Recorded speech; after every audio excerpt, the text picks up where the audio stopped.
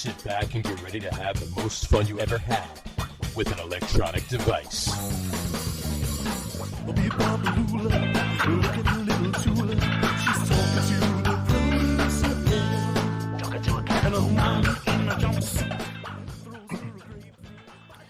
right, everybody, welcome out to the Get On With It Sports Show. It is Wednesday, November the 23rd, 2022. Jersey Johnny coming at you with me, as always, is none other than Mr. RadioPete and Mr. Harry Lug Nutz. Say hello, gentlemen. Hello.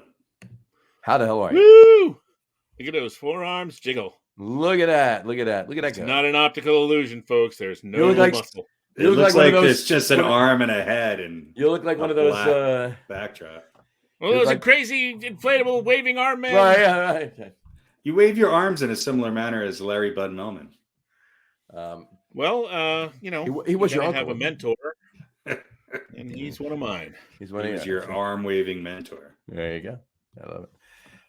How are you on this fine Thanksgiving Eve, 2022? Tired. You getting ready for tomorrow? All the food? No. All the football? No. All the beer? Not really. Bourbon? Definitely wine, maybe? Never bourbon. Wine, maybe? Maybe. Gotcha. I want to ask you guys a question. Ask away. So, let's just set the stage here very quickly. Sure. He said. He Famous said. last words. So I've had a lot of jobs that don't have traditional holidays off and stuff like that. You know, food service and whatnot and all that. Radio, yeah. Mm-hmm. Self-employed. Right.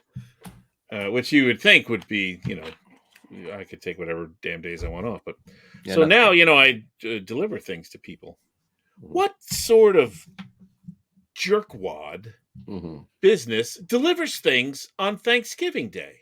Amazon.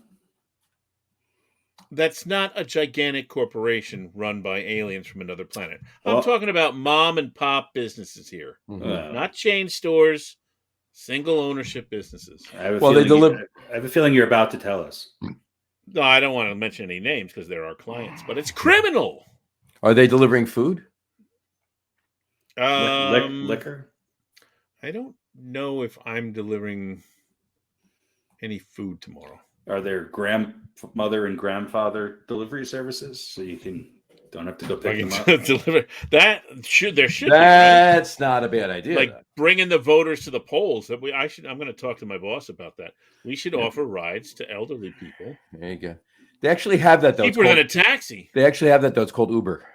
Yeah, but they don't. Yeah. See, elderly people don't know how to use Uber. So this is basically the kids set it up, so they just have to be ready. Yeah. So you call them on the. You're ready to be outside at 11:30 in the morning. Call them on the rotary phone. My larger point here is, shouldn't you just not be working? It's Thanksgiving. Right. You know what I mean? Unless you're it's secular, it's not a religious thing, but it's an American thing, right? I mean, that's an American thing, right? I mean, it's nothing else. Well, stores are open usually Thanksgiving morning, especially liquor stores and grocery stores and bakeries and things like that. And it's wrong. They shouldn't be. Well, okay. I don't know. I mean, can't we just... That's the same thing on Christmas. They're open. Can't we just have a day where everyone has the day off? Right. Bothers me. I mean, I understand essential workers, essential workers, and emergency workers. You're on the clock and stuff. Right. Thanksgiving Day. A department store opening on Thanksgiving night. Right. Open at 7:00 at night or 9:00 at night. Or whatever. Coffee shops. Coffee shops, bakeries. Well, look, liquor stores are going to be open, right? And they're open till usually 1 or 2. Chinese restaurants. Chinese restaurants obviously are open, but that's generally speaking, the owners of the Chinese restaurant, most of them probably don't celebrate Thanksgiving. To them, it's Thursday. Why? Right? Why do they not celebrate Thanksgiving? Well, I mean, John, they're Americans. No. The ones that are open, they're not home celebrating Thanksgiving. Is my point. I'm not being racist here. The Well, ones how that about are the liquor stores? I think it's just an opportunity for people to make money, and if they choose to stay open on a holiday, to be one of the few people that are open and make 7 times what they normally make on a normal sure. I mean, Thursday morning, then and that certainly is being American, right? Yeah. Yeah, fucking over the workers. That's American in a nutshell. Well, most liquor stores are owned by like one person, and that person is usually working that day. Right. Sure enough. So, Right, but if you are a liquor store that delivers and people are used to getting deliveries, sure, you might either you have your person who works for the store who's delivering, or you're using a service like the one I work for, in which case I'm working. Right, and Uber's working, and DoorDash, and taxi drivers if there's any left, and I don't think they should be, is all I'm saying. So you should not be able to get a cab on Thanksgiving. Well, that's different, right? I mean, that's you should not be able to order an Uber on Thanksgiving. You should not be able to get on a bus on Thanksgiving. You should not be able to take a train. No, I'm saying brick and mortar stores that sell goods should be closed. Mm-hmm.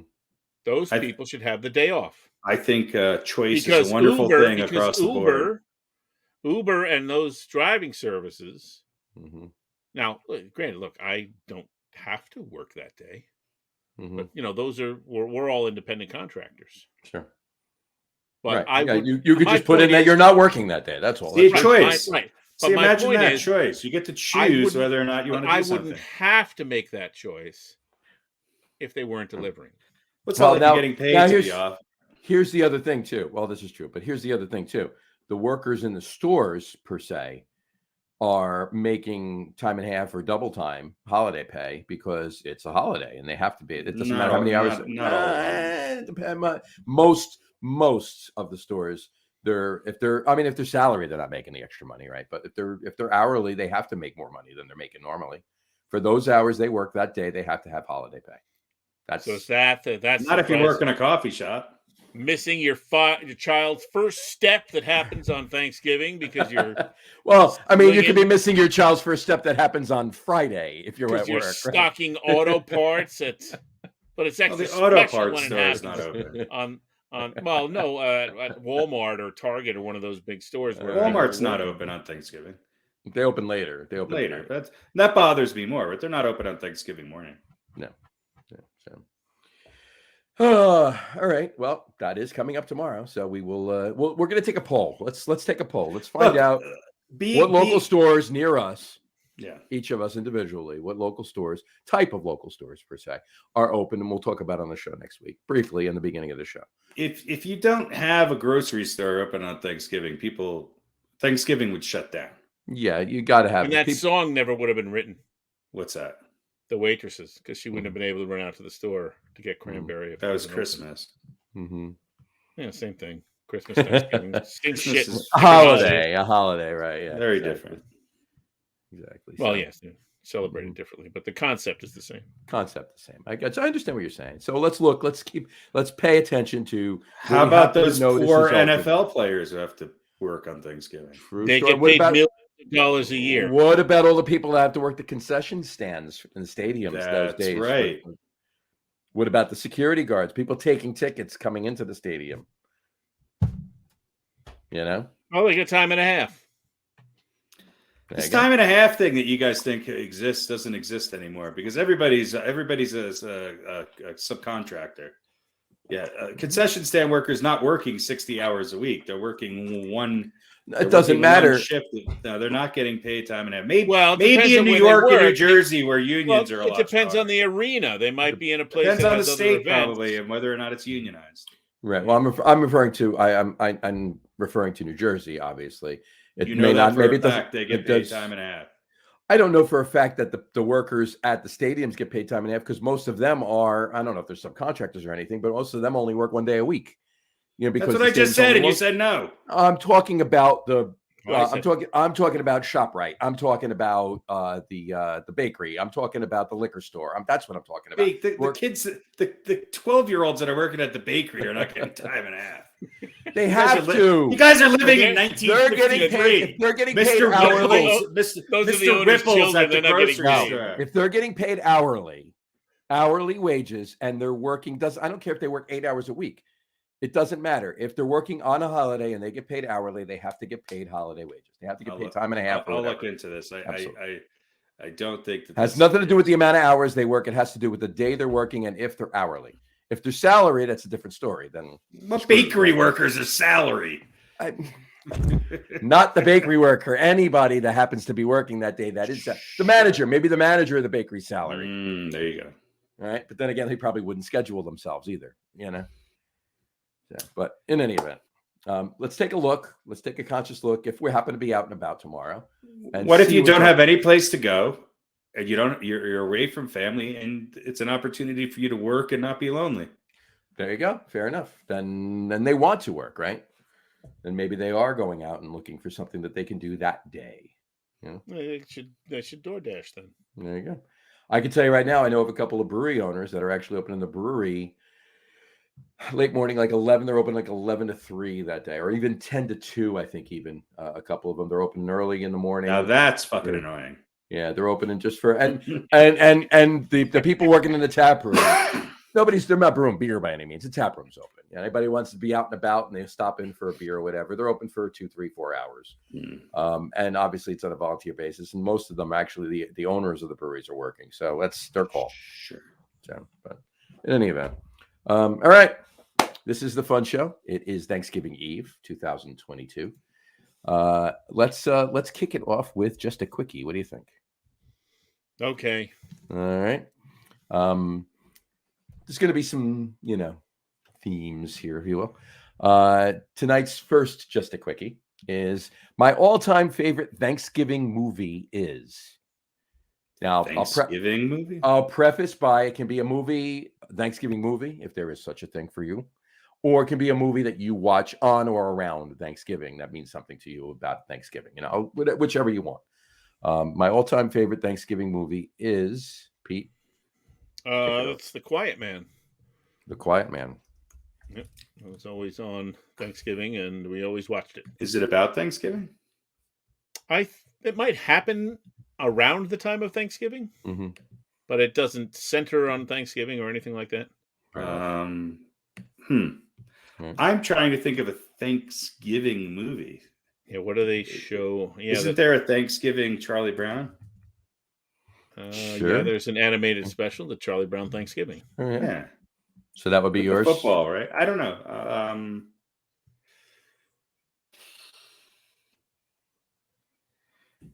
I can't think of a Thanksgiving movie. Or one that means something to you for Thanksgiving, even for me. Maybe it's a movie around Thanksgiving that you watch or you see, maybe from years ago, a nostalgia kind of Christmas Vacation. I don't know. There you go. All right. So what do you want to list? Home Alone. Home Alone. All right. There is I do have a favorite Thanksgiving movie.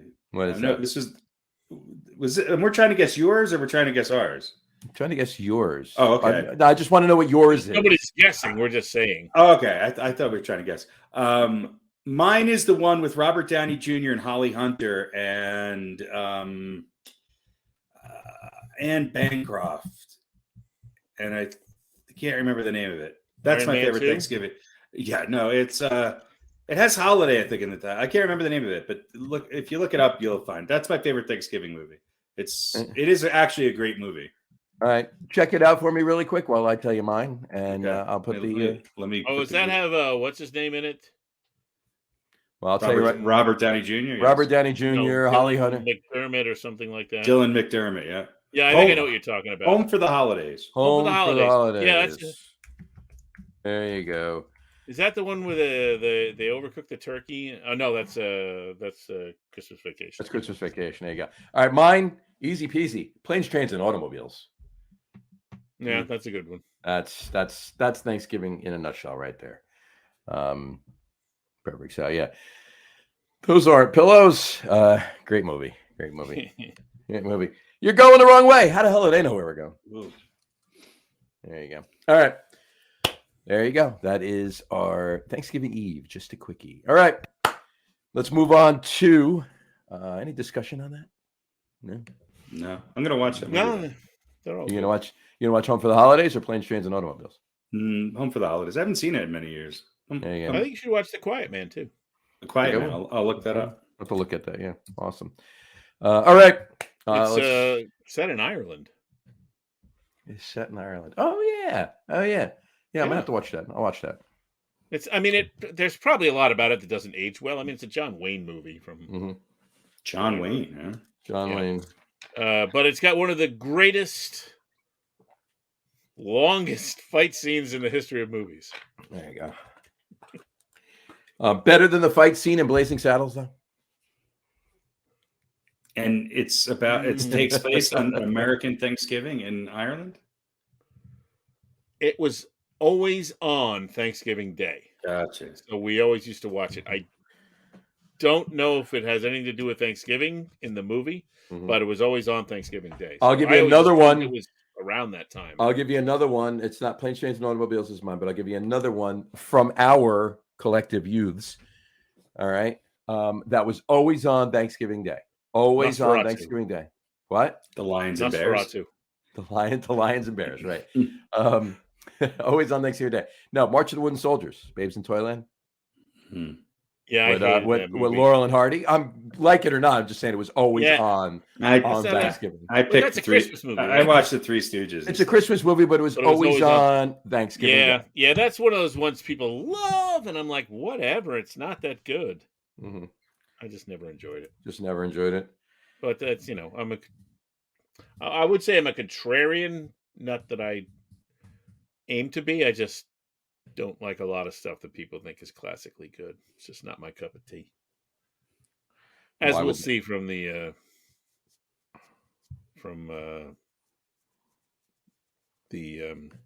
top 10 list. This is true. But yeah, I know people love that movie. They do love that movie. It's never one for put it on the background, fine, but it's a sit and watch it, especially 40 times. I haven't watched this movie since I was 6. Well, you're not sick of it yet? But there must be some other movies that take place on Thanksgiving. Yeah, what are they? I've been trying to think it out myself too when we put this in. Look that up, I think. Hannah and Her Sisters. Classic.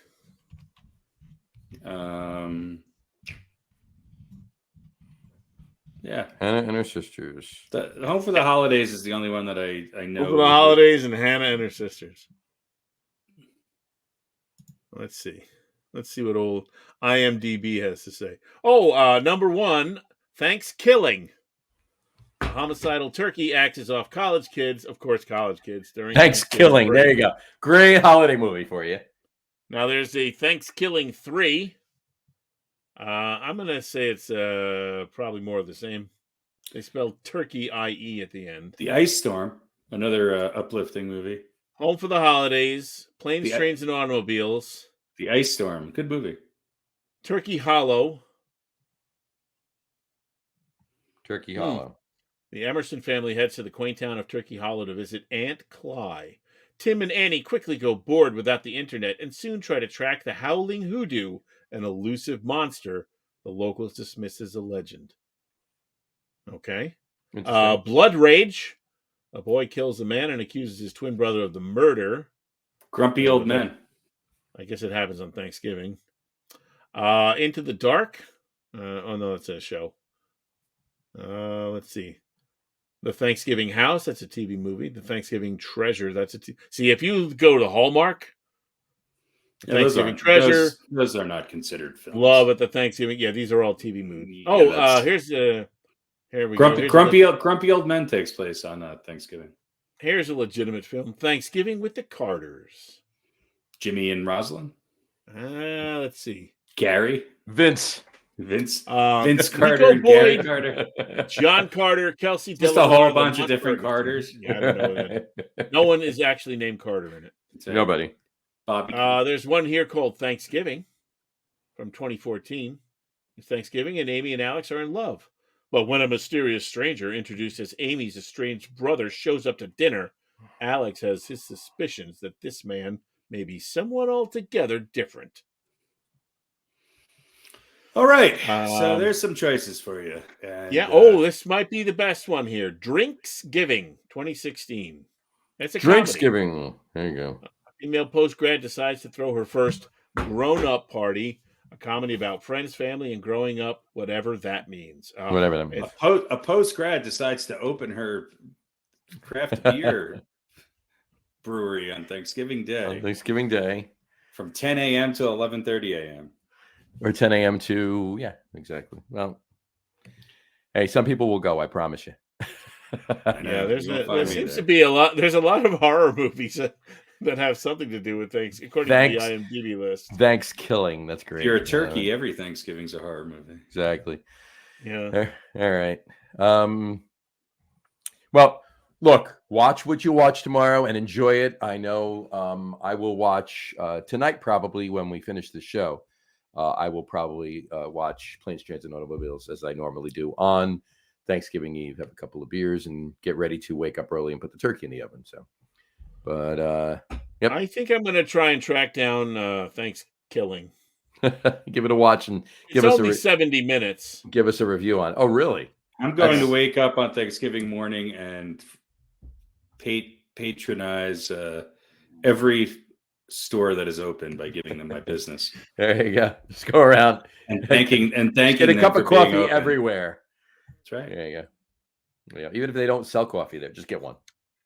I'm gonna go deliver stuff. There you go. And I do know this from personal history. About 90% of all coffee shops are closed on Thanksgiving, but there are a few that choose to stay open. Sure. And that's their choice. And it's a wonderful thing. Enjoy it while it lasts, because it's going away. Yeah, exactly. I will tell you, I will be cooking and eating and drinking and watching football all day. What an American dude. That's what I do. Sorry. Yeah, I will be hoping that one particular team wins tomorrow, but that remains to be seen. The Knicks? So, the Knicks, yeah, exactly. So anyway. All right. Shall we do our weekly quiz? Or bi-weekly quiz? Bi-weekly quiz. Now, used to be a weekly quiz. Now it's a bi-weekly quiz. All right. Last 2 weeks ago, we did top New York Giants offensive players from 1960 through 1980. This week, it's top New York Jets offensive players from 1960 through 1980. So I'm going to give you 6. You got to keep 4. You got to get rid of 2. All right. Write these down. Can I just mention one more film? Sure. Go for it. It's from 2006. It's just called Thanksgiving, but it's with an X, THANX giving. Okay. Nice. A group of film students travel deep into the woods to make a movie, thinking they found the perfect location in the form of an abandoned campground. I see. Now, is this a comedy? It's gotta be a porno. B, a romantic comedy? C, a porno, or D, a slasher flick? C, a porno. I'm going with D. I wish that it were. It's a slasher flick. It's a slasher porno. An axe on the cover. It should be a slasher. Well, on your OnlyFans, you could definitely recreate that and do. Yeah. Hide the drumstick. Exactly. Just gotta get one of those. Got to get one of those Madden turkeys with the 6 legs on it. Get a little homemade stuffing of your own. Baste the turkey. Just you and her with the turkey baster. Thanksgiving, it's juicy. Get you a big tinfoil thing to sit in. There's so many. Tie your legs behind your head. You've never had creamed onions like these. And baste your potatoes. We need more gravy. Comes in a spackle bucket. There you go.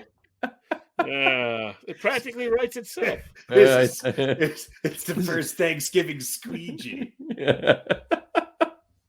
This is gold. All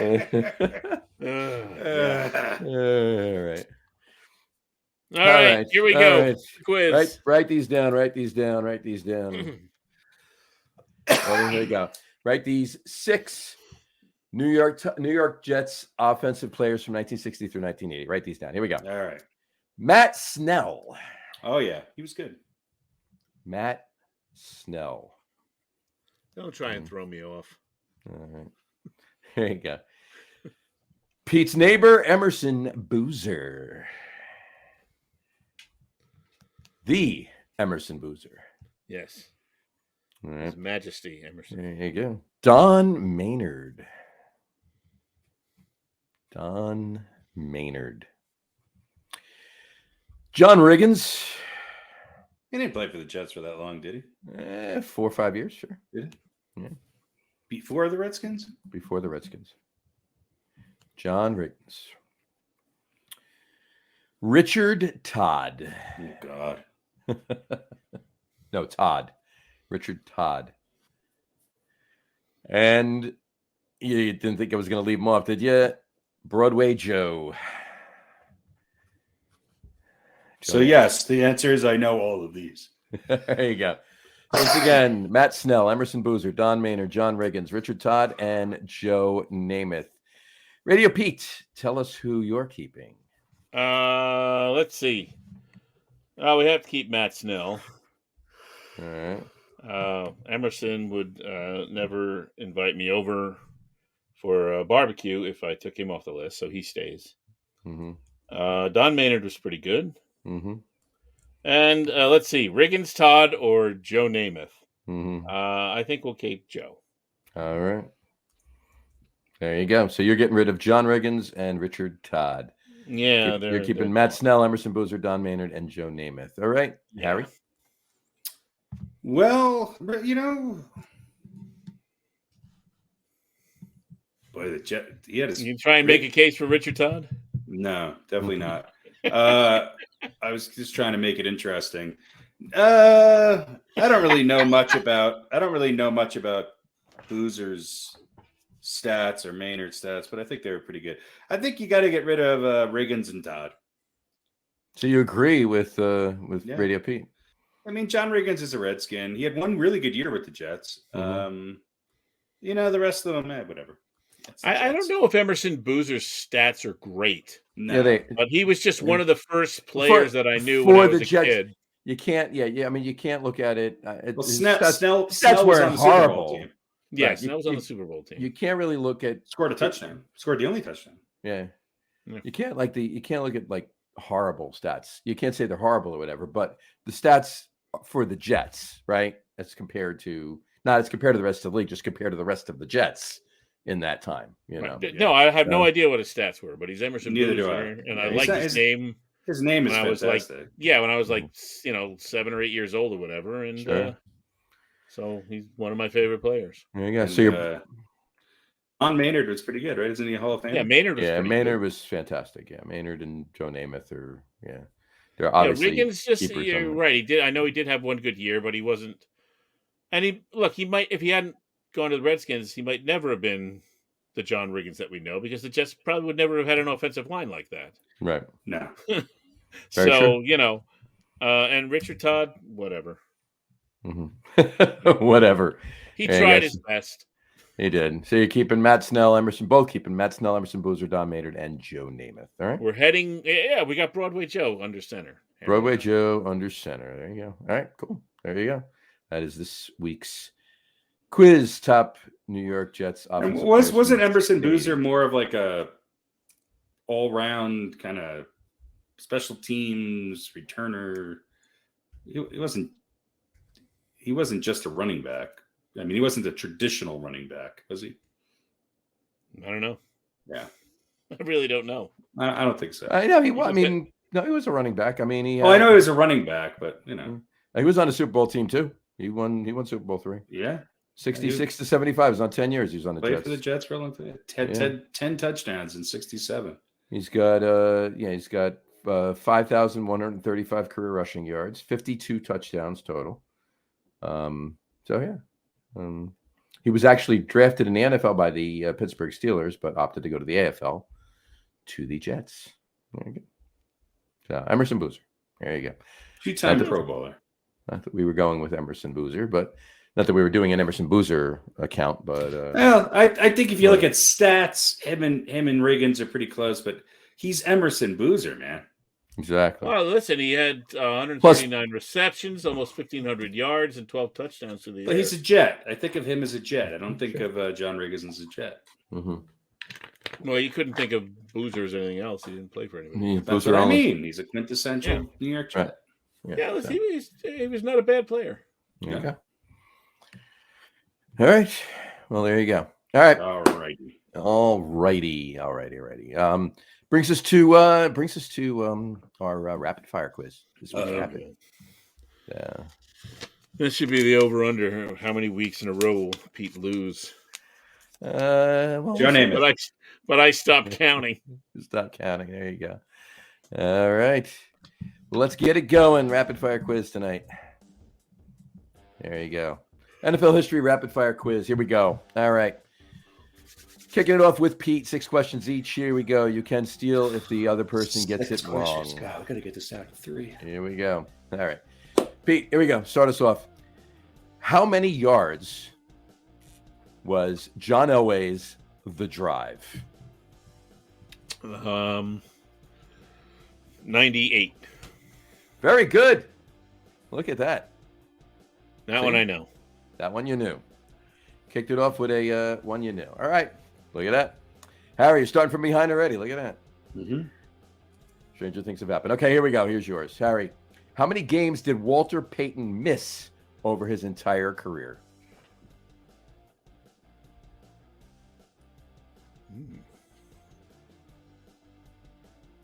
I wonder if this is a trick question. As in he didn't play in the NFL? Or as if maybe he never missed any games. Maybe he never missed any. 3. That would be wrong. Pete for the steal. Walter Payton. No, I'll say 0.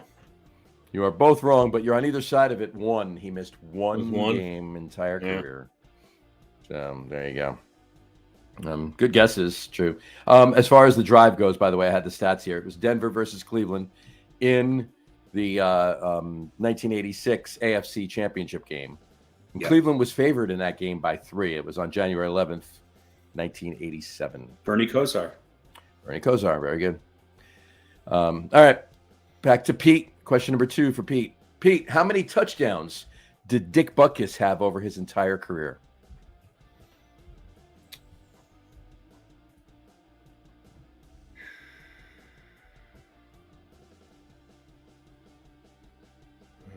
I'll say, man,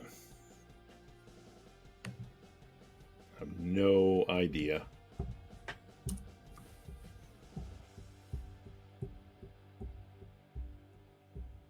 I'll say 1. That would be wrong, Harry. None. That would be right. You are on the right track there, Pete.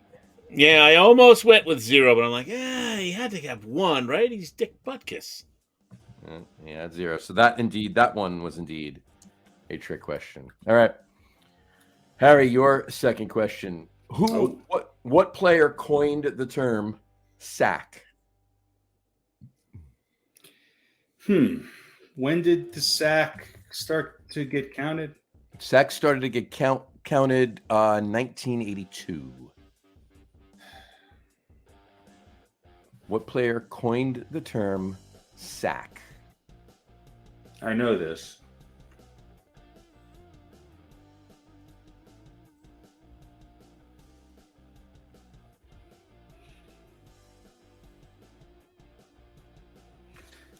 It's one of the guys on the Rams. I don't know. Deacon Jones. That would be correct.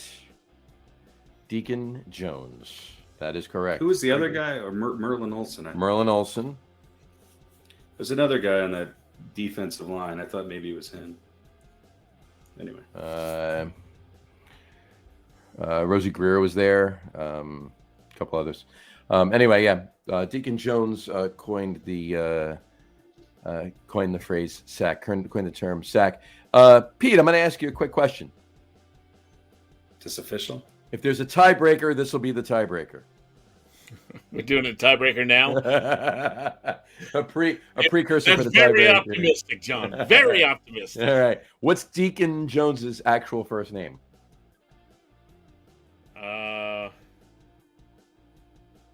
Mister. To me, it is. It's Sir. Yeah. I'll say Raymond. Good guess, but that would be wrong. Harry, it's not a question. Just curious if you know it. Doesn't matter. Anything? Donald. Closer. Got the first letter right. It's David, actually. David Jones. Doesn't look like a David. David Jones. David Jones. That's Davy like Jones. David Jones. Davy Deacon Jones. So there you go. So now you put Davy Jones, David Bowie, and Deacon Jones all next to each other. They all have the same name. What a hell of a defensive line. Yeah, I tell you, really. All right. All right. Here we go. All right, back to Pete. Who was the first tight end inducted into the Hall of Fame? Who was the first tight end inducted into the Hall of Fame? I'll say, let's see.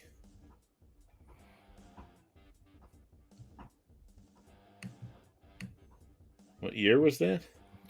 1988. He was inducted into the Hall of Fame in 1988.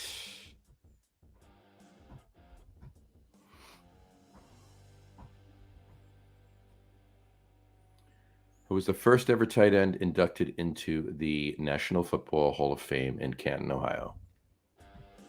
I'll say, I'm pretending like I got it narrowed down to 2. I don't.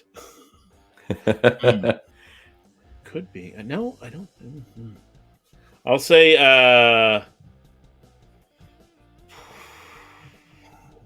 Raymond Berry. Raymond Berry. All right. That would be wrong. Imagine if it was right. That would be wrong. Harry?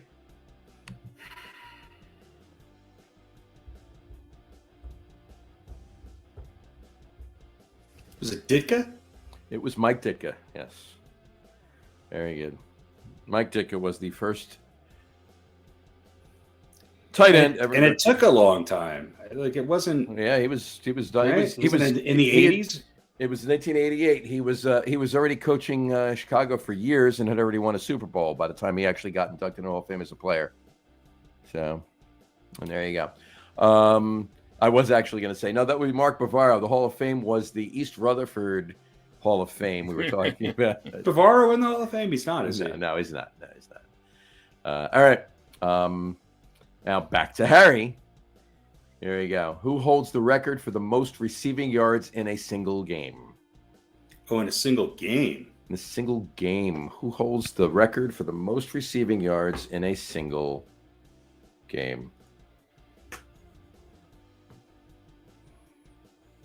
Tyreek Hill. You're going new, huh? I thought it was done recently, but maybe I'm wrong.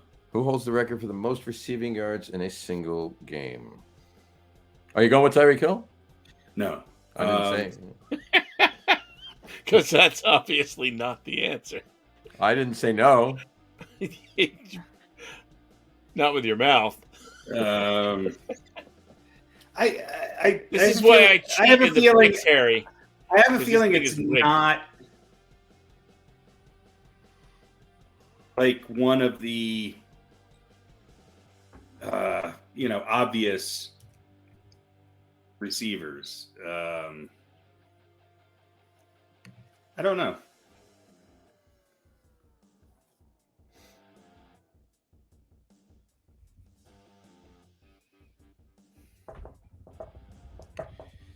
I'm going to go with Calvin Johnson.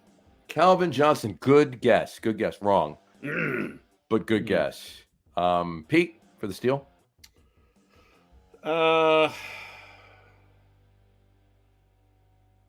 See, I feel like this happened recently, too. Like, don't you feel like it happened like in the last 3 years or something, Harry? That's what I thought. Yeah, that's what I feel like, too. It's going to be somebody that's not on the majorly on the radar. Yeah. I also think, now that I think about it, I think Don't give the answer. I'm Don't- not. let I'm Pete- not. But I'm going to Well, I'm help. not going to get it anyway, John. I think it was done in an overtime game, if I remember correctly, and I can't think of who it was, and I don't know if it was recently or 80s or 90s. I don't know, but I thought it was in an overtime game. I don't know. All right. I feel like it was recently too. I feel like I don't know his first name though. I'm not sure what his first name is. I think his last name is Jefferson. Justin like James Jefferson or George Jefferson. George Jesterton. James Jefferson or Josh Jefferson or something Lawrence like Jamerson. No, that would be wrong. that. Okay. All right. The reason I put this one on your column, Harry, is because of what this particular receiver did the year before in the playoffs to the Giants. Fucking the Dolphin. Flipper Anderson. There you go, Flipper Anderson. My next guess was going to be Julio Jones. Flipper Anderson. Wow. How much was it? 336 receiving yards in one game in 1989 against the Saints. I thought Calvin Johnson had like 340 or something like that. Yeah, 336 is still the record by Flipper Anderson, 1989. So there you go. All right. Well, there you Flipper go. Anderson. Flipper Anderson. He was pretty good. Yeah. Every once in a while, he was good. Every so often. Well, that year and the year before, clearly. So, anyway, all right. Vince Ferragamo. There you go. All right. That's the bonus point. Who was his quarterback? Who is Vince Ferragamo? That's right. That's Who is Vince Ferragamo? You guys want to know the top 10? Let me guess a couple guys in there. All right, Flipper's number 1. Who's number 2? I mean, Calvin Johnson's got to. I just remember him having a monster game. He's got to be in the top 6 or 7. Number 2, 329. All right, I think Julio Jones is up there. Julio Jones, number 6, 300. Okay. There's a few other names we'll know, and a couple of names you probably will never guess. I think Randy Moss is on that list. Nope. Jerry Rice. Tyreek Hill's on the list, but he's lower than 6, right? He's not in the top 10. He's not. Okay. Fair enough. No, Jerry Rice is number 8, 289. Mm-hmm. Okay.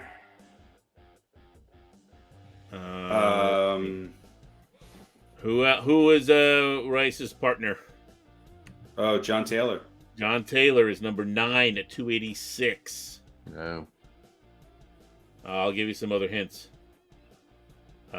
Crazy motherfucker froze his feet.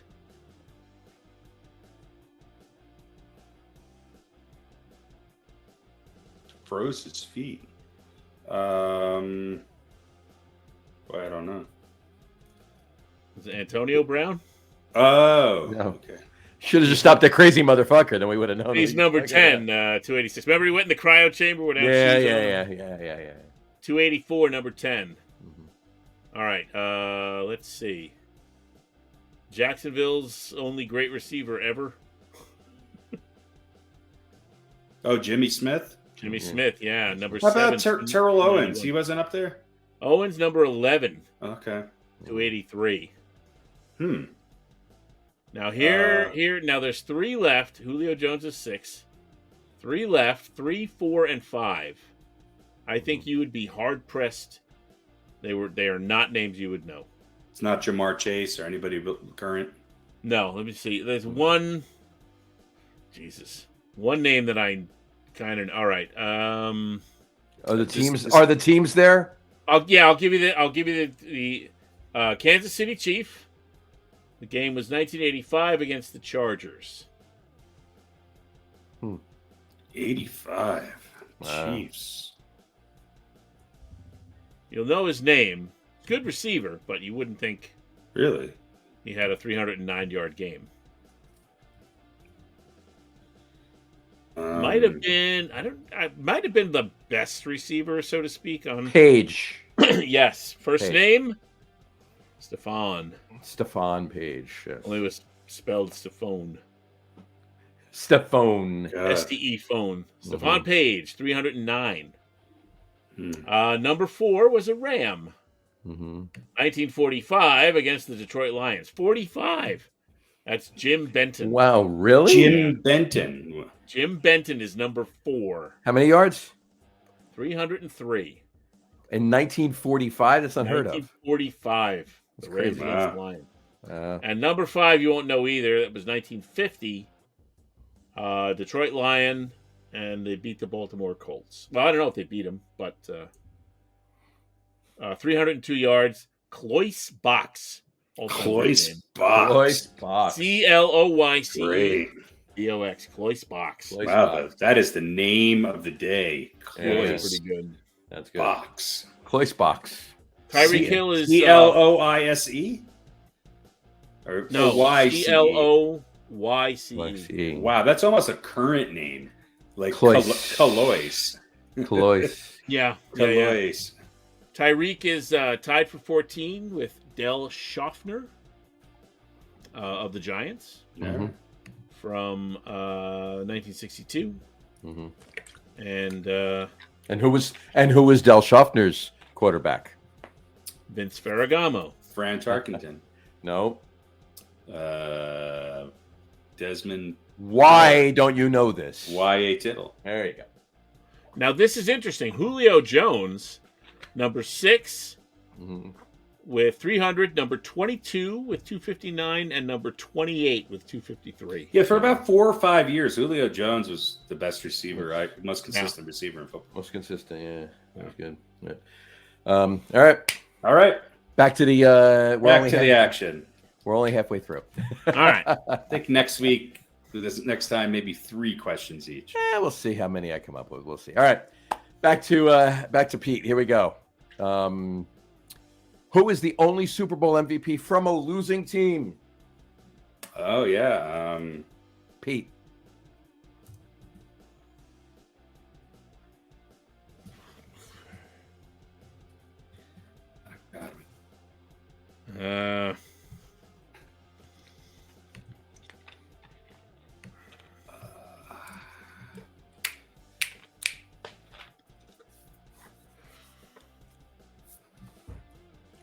Was the only John Super Bowl Elway? MVP from a losing team? No, it would not be John.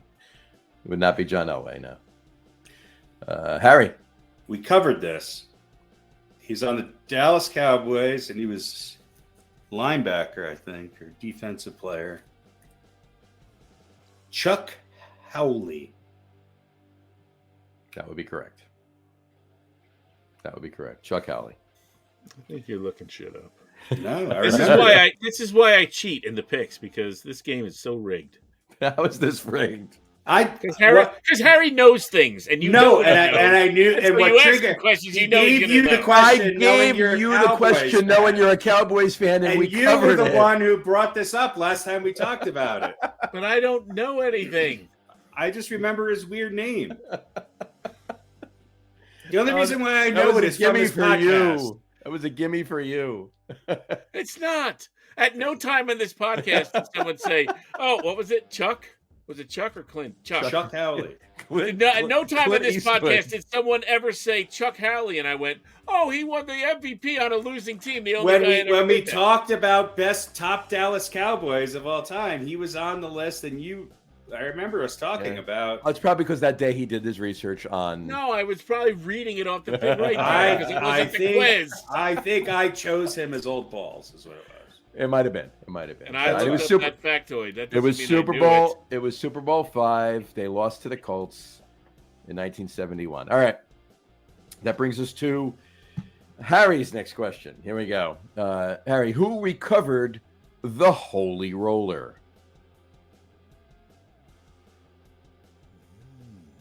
Who recovered the Holy Roller? I don't remember this game. It was in different than the Immaculate Catch. Yeah, it was in 1978. That's all I'm giving you. 78, the Holy Roller. Mm-hmm.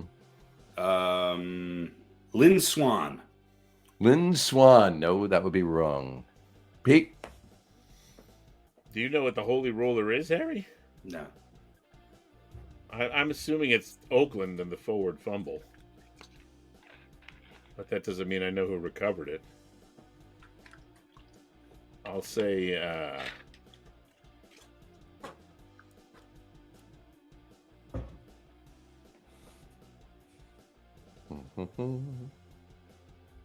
I'll say... Fred Biletnikoff. That was my first guess. Oh, God. That's probably right. So I'll say it probably would have been, what year is it? 78? 78. I'll say all right, yeah, I'll say Biletnikoff because I don't know. No, that would be wrong. That's why I left. We had this gentleman on a top 10 list for Oakland as well. That would be Mr. Dave Casper. Pretty close. Casper Biletnikoff. Mr. Dave Casper, Raiders versus the Chargers, September 10th, 1978. The Holy Roller. I don't remember that. There you go. Yeah, it was the forward fumble. That's what it was. Yeah, they created a rule because of it. Mm-hmm. All right, back to Pete. Here we go. What defensive end knocked Joe Montana out of the 1990 NFC Championship game?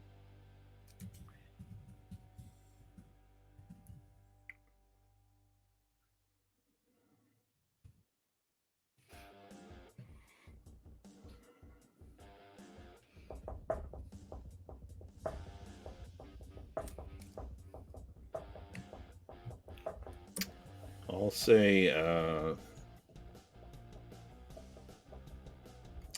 Ed Jones. Ed Too Tall Jones? Or, Too Tall Jones, yes. Too Tall Jones out of the... So Ed Too Tall Jones knocked Joe Montana out of the 1990 NFC Championship game. I would... 1990 defensive line for the... This one's easy. All right, no. Well, I'll tell you what. I'll let you take it back. Why? Why does he get more than one? Well, no. Hold on. Well, because you're winning by like 6 right now. Because I'm not going to get it right anyway. No, just to tell me who played in the 1990 NFC Championship. No. It's I don't have any idea. No, I'm not going to say who played. That was. Well, no, then maybe you can get to it. But all right, you know the answer to this. You do know the answer to this. This is something else we covered in a list.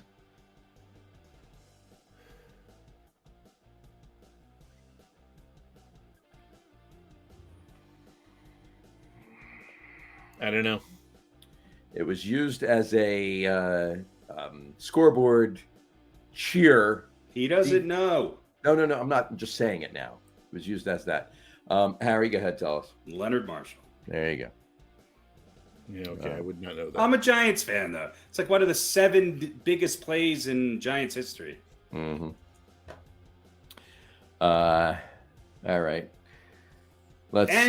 And he was across the street from my cousin's house one Christmas Day. I don't know how or why, but he was. He was. Standing out on the sidewalk? Or? No, he was at Jimmy Minetti's house on Chestnut Street in North Arlington on Christmas Day in 88 or 88. 88. Yeah. It was 88. Yeah, it was 88. That was. Who knew? But that was funny. His hands were that big. Nice to meet you. Your whole like just gone. That big. Yeah. Pretty much. Probably bigger than that. It was bigger than Everyone that. is definitely fatter than that. What is it? Tiny hand, baby hands. Baby hands Johnson. Everyone's baby hands Johnson next to him, next to Leonard Marshall. All right. Back to Harry. God, this never ends. There's only a couple more. Back to Harry. Who was the last NFL player to start both ways.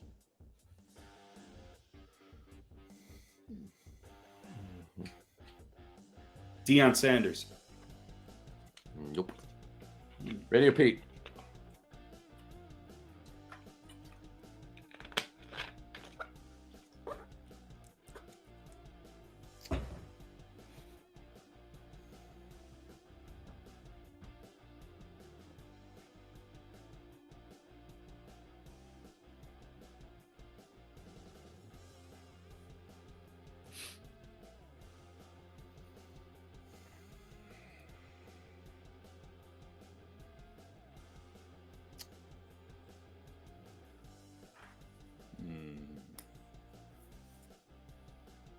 Chuck Howley.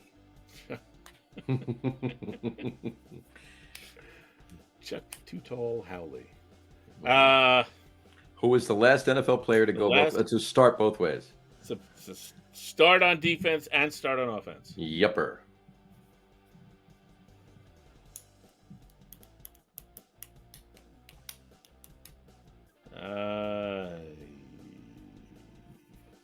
Like to call a friend. Can I have a 50-50, please?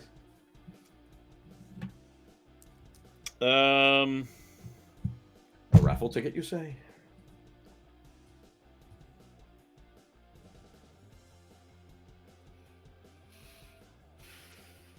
I have no idea.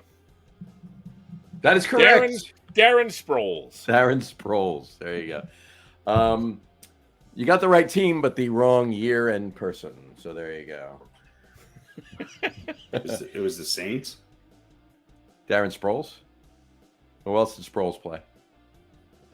Eagles. There you go.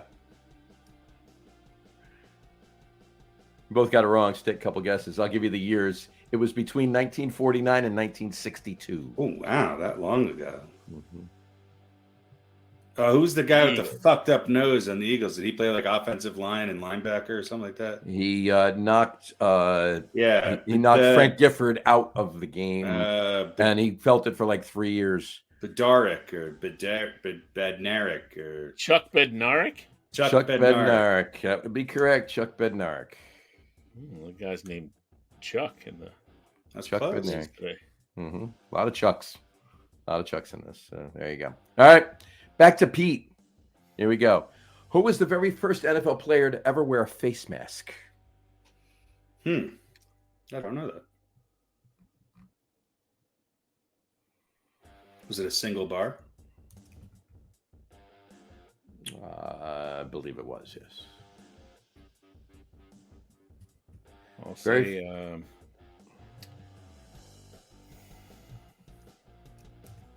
Jesus.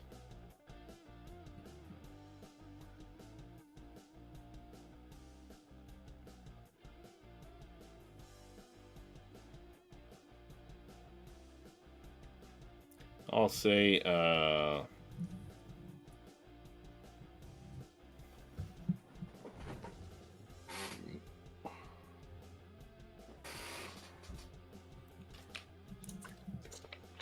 Oh, you will you? I will. I will say someone. I don't know why I'm thinking so much. I have no idea. I'll say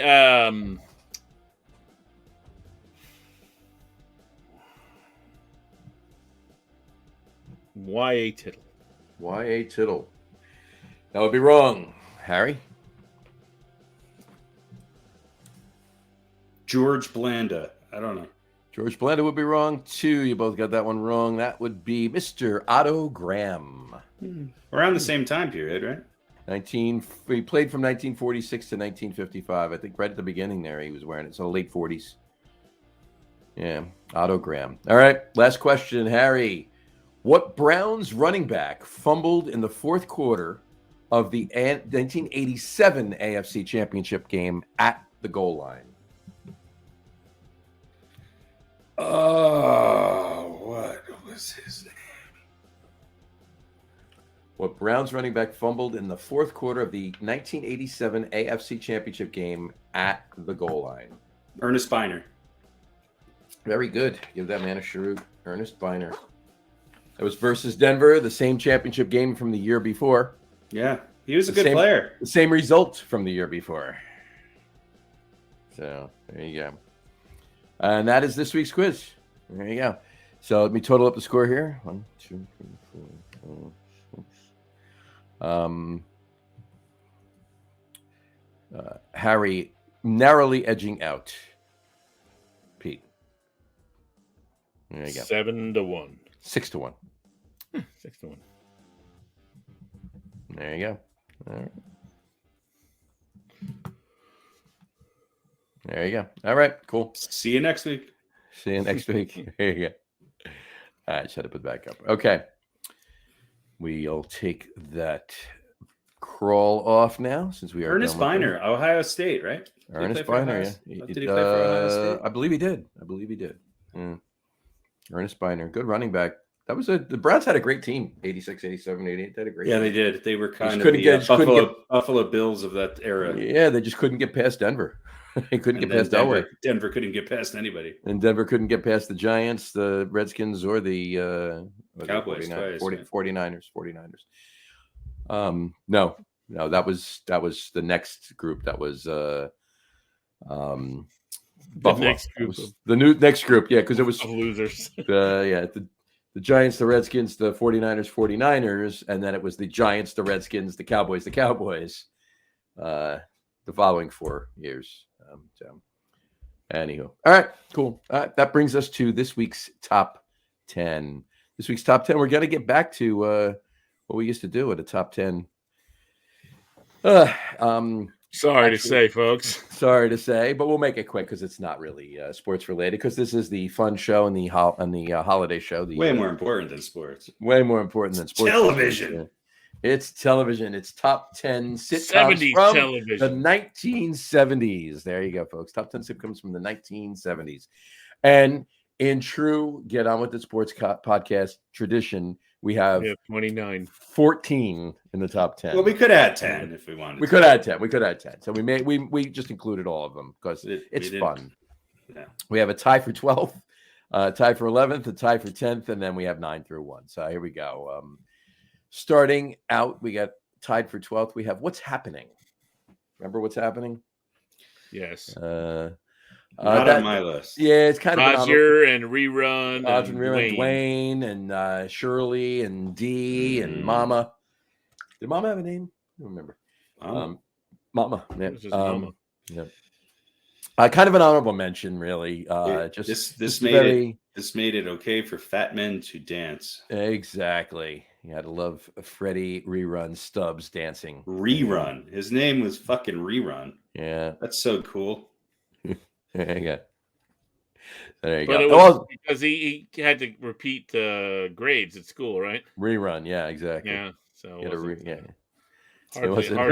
hat though. Great hat. He was like original Urkel. Yeah. And there you go. All right. What? Everybody loved Rerun. Yeah. Why wouldn't you? Yeah. And or Dee, the sarcastic sister. Of course. Whose real name was Dee. Dee. The actress who played Dee? Chuck Howley. Chuck Bednarik. Chuck Bednarik, who made a cameo in What's Happening. A lot of cameos in What's Happening. Doobie Brothers were actually on What's Happening. Sure. They were. Which Doobie you be? Which Doobie you be? Remember that one? There you go. There you go. All right. Also tied for 12th is How Could You Leave Off Three's Company? This was a tough list. Yeah. I'll tell you what. The big question here. Mm-hmm. Okay. And this is what will break the tie. This is Mr. Furley or Mr. Roper? Mr. Roper. You know Not what? even close. I got to go Mr. Roper. Don Knotts was hysterical. I love Mr. Furley. I'm going Mr. Roper too. Roper. He broke the third wall. One of the first actors to ever do that. Break the third wall. Yeah. And I always thought Mr. Furley, but having rewatched this a little bit lately, Mr. Roper was genius and really fucking creepy. Mr. Roper. Yeah. Yeah, and he was devastated. So it's unanimous. Mr. Furley was kind of a caricature of Don Knotts. Exactly. It's funny, but right. a little too much. Yeah. Mr. Roper, definitely. Mr. Roper, some things would not fly nowadays, but no. Yeah. Yes. And what was his name? Mr. Roper. The actor? The actor, yeah. Norman Fell. Norman Fell. Very good. Norman Fell. And just for the record, I certainly wasn't watching Three's Company for the humor. I never thought it was particularly funny.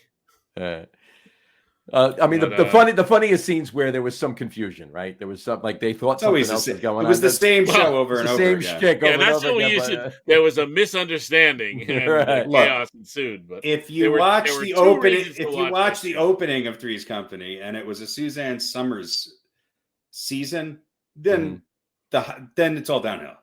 Right after that. Right. There were 2 reasons to watch Three's Company. Yes, there were. Yes, and both of them were. I think the Ropers. I mean, Mrs. Roper. Let's not forget about Mrs. Roper. Yeah. I think they were Suzanne Summers' accoutrement. Yeah. 2 reasons to watch. And both of them were Suzanne Summers. However, the most underrated female character was Rhonda. And it made me question whether or not Jack was straight or not, because she basically she was the most aggressive female character ever on television. Mm-hmm. Yeah. That's true. Little to no interest. Yeah. Larry was annoying and creepy. Yeah. Yeah. But the Regal Beagle was cool. Regal Beagle was great. Who wouldn't want to go to the Regal Beagle and hang out and But anyway. Yeah. And there you go. All right. That's tied for 12th. Here we go. Moving into tied for 11th. First one is Welcome Back, Kotter. I mean, welcome back. Your dreams will you stick it out. This was maybe my favorite show as a kid. I'll be honest. Yeah, this was good. It was definitely made for a younger crowd. Yeah. What? Where? Who? Why? Yeah. Right. I mean, John Travolta's breakout role. Sure. Absolutely. And look, it was kind of a unique show in a lot of ways. It was probably the first show to. Gabe Kaplan was a pretty well-known stand-up. Sure. And the show kind of revolved around that. Yeah, this was a vehicle to showcase him. All those stories that he used to tell his wife, those are all part of his, stand-up act. Stand-up act, yeah. There was something that's a thing that's been used, right? Seinfeld does that, right? He does a little bit of stand-up in every show. In the beginning of it.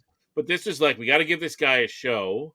So we surround him with some wacky characters. We make him a teacher, and he tells funny stories. And it was all based on kids that he grew up with around. Yeah. And the best thing about this show and a couple other on this list from that era, the physical representation of the time and the place was very accurate. It was not spruced up or spit shined. It was brown and dark and ugly. It represented New York in the 70s. The school was not made to look like 90210. It was real. It was kind of interesting. Yeah. Mr. Woodman was the Mr. Woodman, one of the best character actors of all time. Sure. I can really only remember the classroom and the apartment were the 2 sets. Right, but both were real. Right. It was this is what a teacher would actually live in. This is what a school. It wasn't pretty. It wasn't prettied up or exaggerated. Right. And Gabe Kaplan, one of and a long mainstay on Battle of the Network Stars. Sure. Oh, absolutely. And now he does. He's the color guy on poker tournaments now. Yes. Yeah. He was in a lot of them. Yeah, he likes to play. He likes to play. Yeah. But yeah, I mean, you had Juan Epstein. That's right. Please excuse Juan from gym today. Signed Epstein's mom. Right. Arnold Horshack. Yeah, Ron Palillo. Ron Palillo, yeah. Freddie Boom Boom Washington. Oh yeah, he was great. Oh yeah. So Julie was the wife, right? Julie was Marsha Strassman. Yeah. It was a really good show. And John Sylvester was Mr. Woodman. He was kind of a famous play actor and character actor. Really, really great actor. Mm-hmm. Yep, and John Sebastian. The song, yeah. I mean, that's a whole other. Who had this was the peak of amazing theme songs. Yeah. We'll do that. Maybe we'll do that in another list. Theme songs from TV shows. But yeah, tied for 11th.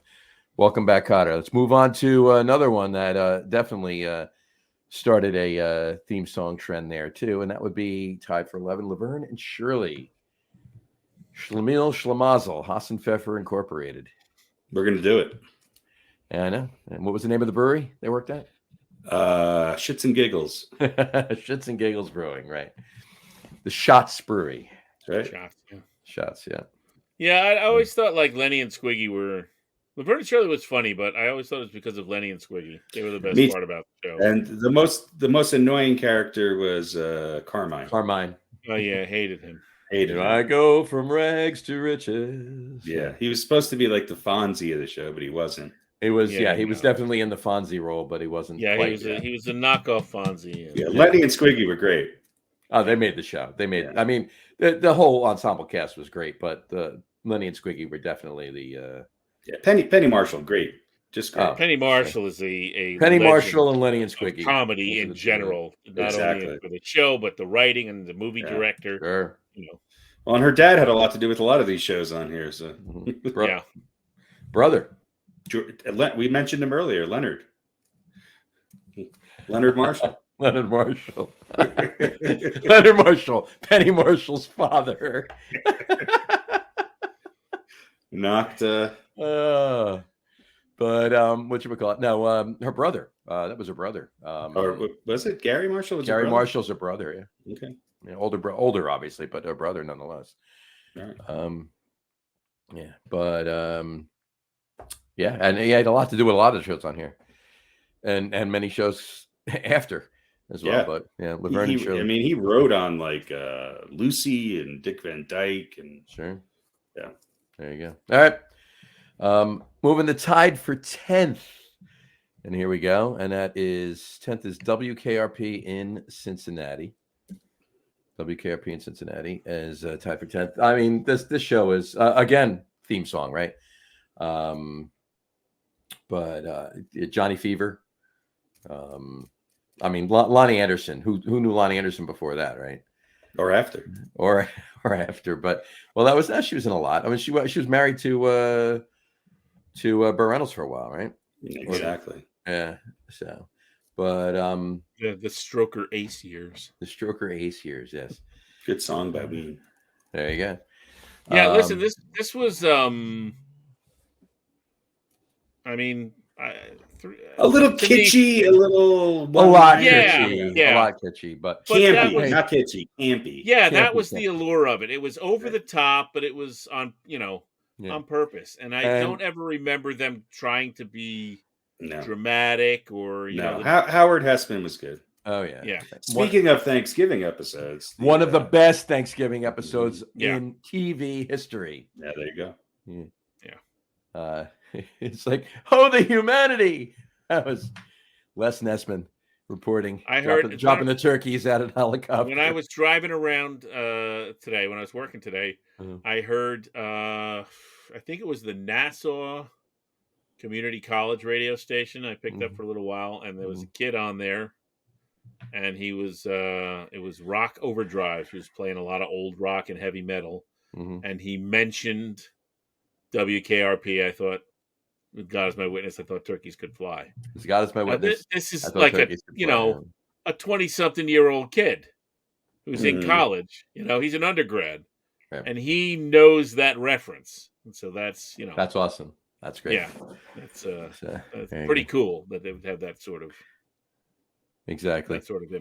And any of us who've worked in radio, we've kind of known some of those people, right? Mm-hmm. Oh yeah, we've known some Herb Tarlicks. Oh hell yeah! They're practically all fucking Herb Tarlicks. Every single sales guy is Herb Tarlick. I feel like there was so many Dr. Johnny Fevers, just regular dudes who were like, still carrying that look into the mid 80s. Oh yeah, You know, the there's burnt out rock guy, you know. Yeah. There's a Who station was at Woodstock. Right. There's a station that I do weather reports for, KRQU, and they got this rockin' bed, and the outline is with your vintage vinyl weather. Vinyl weather. Vintage vinyl weather. So I always say it that way, you know. There's a good record store in New Jersey called Vintage Vinyl. Vintage Vinyl, yeah. I'm sure there's probably a dozen of them around the country, but great record but store. it's just, to me, that it evokes that kind of that image of that, sure, you know, that guy hanging on to that look and that feel and stuff. That's great. All right, tied for 10th, WKRP in Cincinnati. Also tied for 10th, Bob Newhart. Yeah, one of my favorites. Definitely, you know, underrated, very underrated. Very underrated show. I feel like it maybe wasn't on as long, or it didn't have a good time slot or something. It was also a little highbrow for us at that time. Yeah, it was highbrow, and it was also, we were too young to understand it. It was also up against Mary Tyler Moore a lot. Well, I think I watched all of these in reruns. I don't think I ever remember Mary Tyler Moore being on as a kid. Yeah. I don't remember. I wasn't allowed to watch it, I guess, or something. Gotcha. But yeah, Bob Newhart. And ironically, one of my favorite final episodes, the last scene, I should say, of a final episode of any TV show it wasn't Bob Newhart. It involved Bob Newhart. It was the Newhart Show from the late 80s, mid to late 80s. My brother Daryl. This is my other brother Daryl. That's the Newhart Show that I remember. Yeah, no. So I don't remember the original Bob Newhart. He was a psychiatrist in Chicago. He was married to Suzanne I understand. Right? I mean, I've seen it since, but I don't remember what it. The name was the receptionist. Peter Bonners was the dentist. Peter Bonners was the dentist. Right, exactly. Yeah.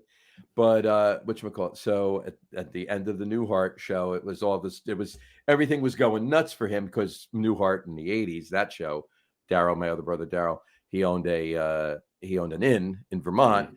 And everything was going nuts, and he was just kind of out of whack and didn't realize what was going on. And everybody was just going nuts. And all of a sudden, the whole turned into like a dream sequence, and the screen went black.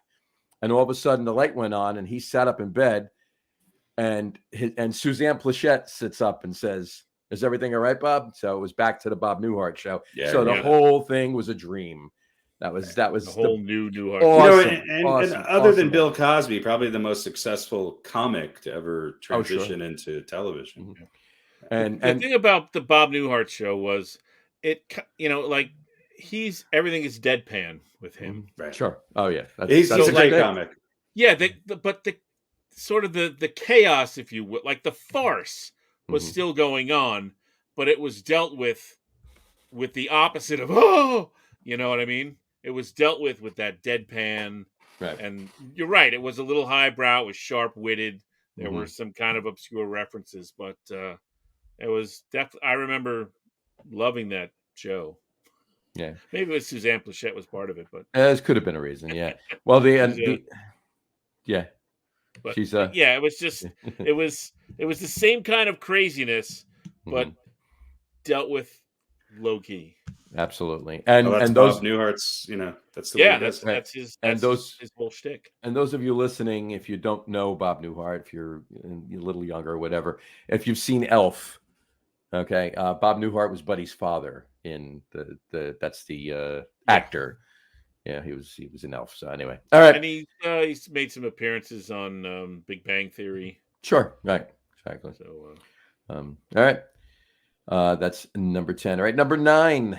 Now no other ties. It's just right 9 through 1. Here we go. 9 is Sanford and Son. Again, another stand-up.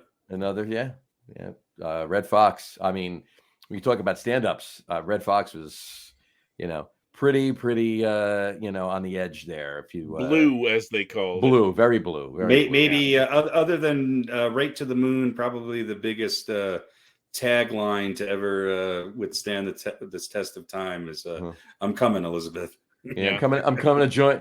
Oh, Elizabeth, I'm coming to join you, honey. Yeah, exactly. And a great theme song too. Oh yeah, ba ba ba da ba da ba, and it was just instrumental, but it's great. Yeah. So Sanford and Son, number 9. Talk about instrumental theme songs.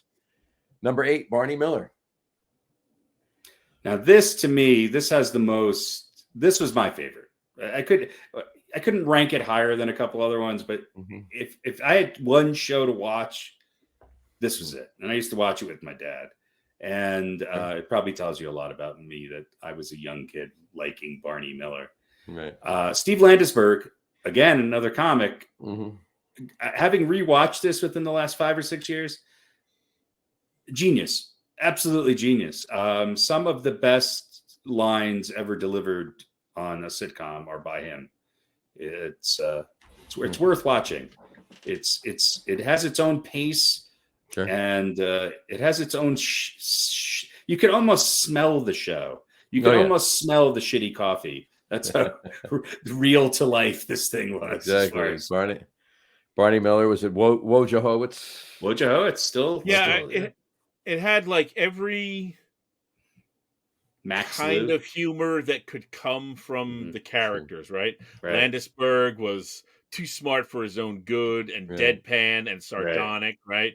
You had Abe Vigoda, right? Grump, old man jokes. Curmudgeon, You had hemorrhoid jokes. You had Max, who was, not the brightest bulb, you know what I mean? The tough guy with a heart of gold.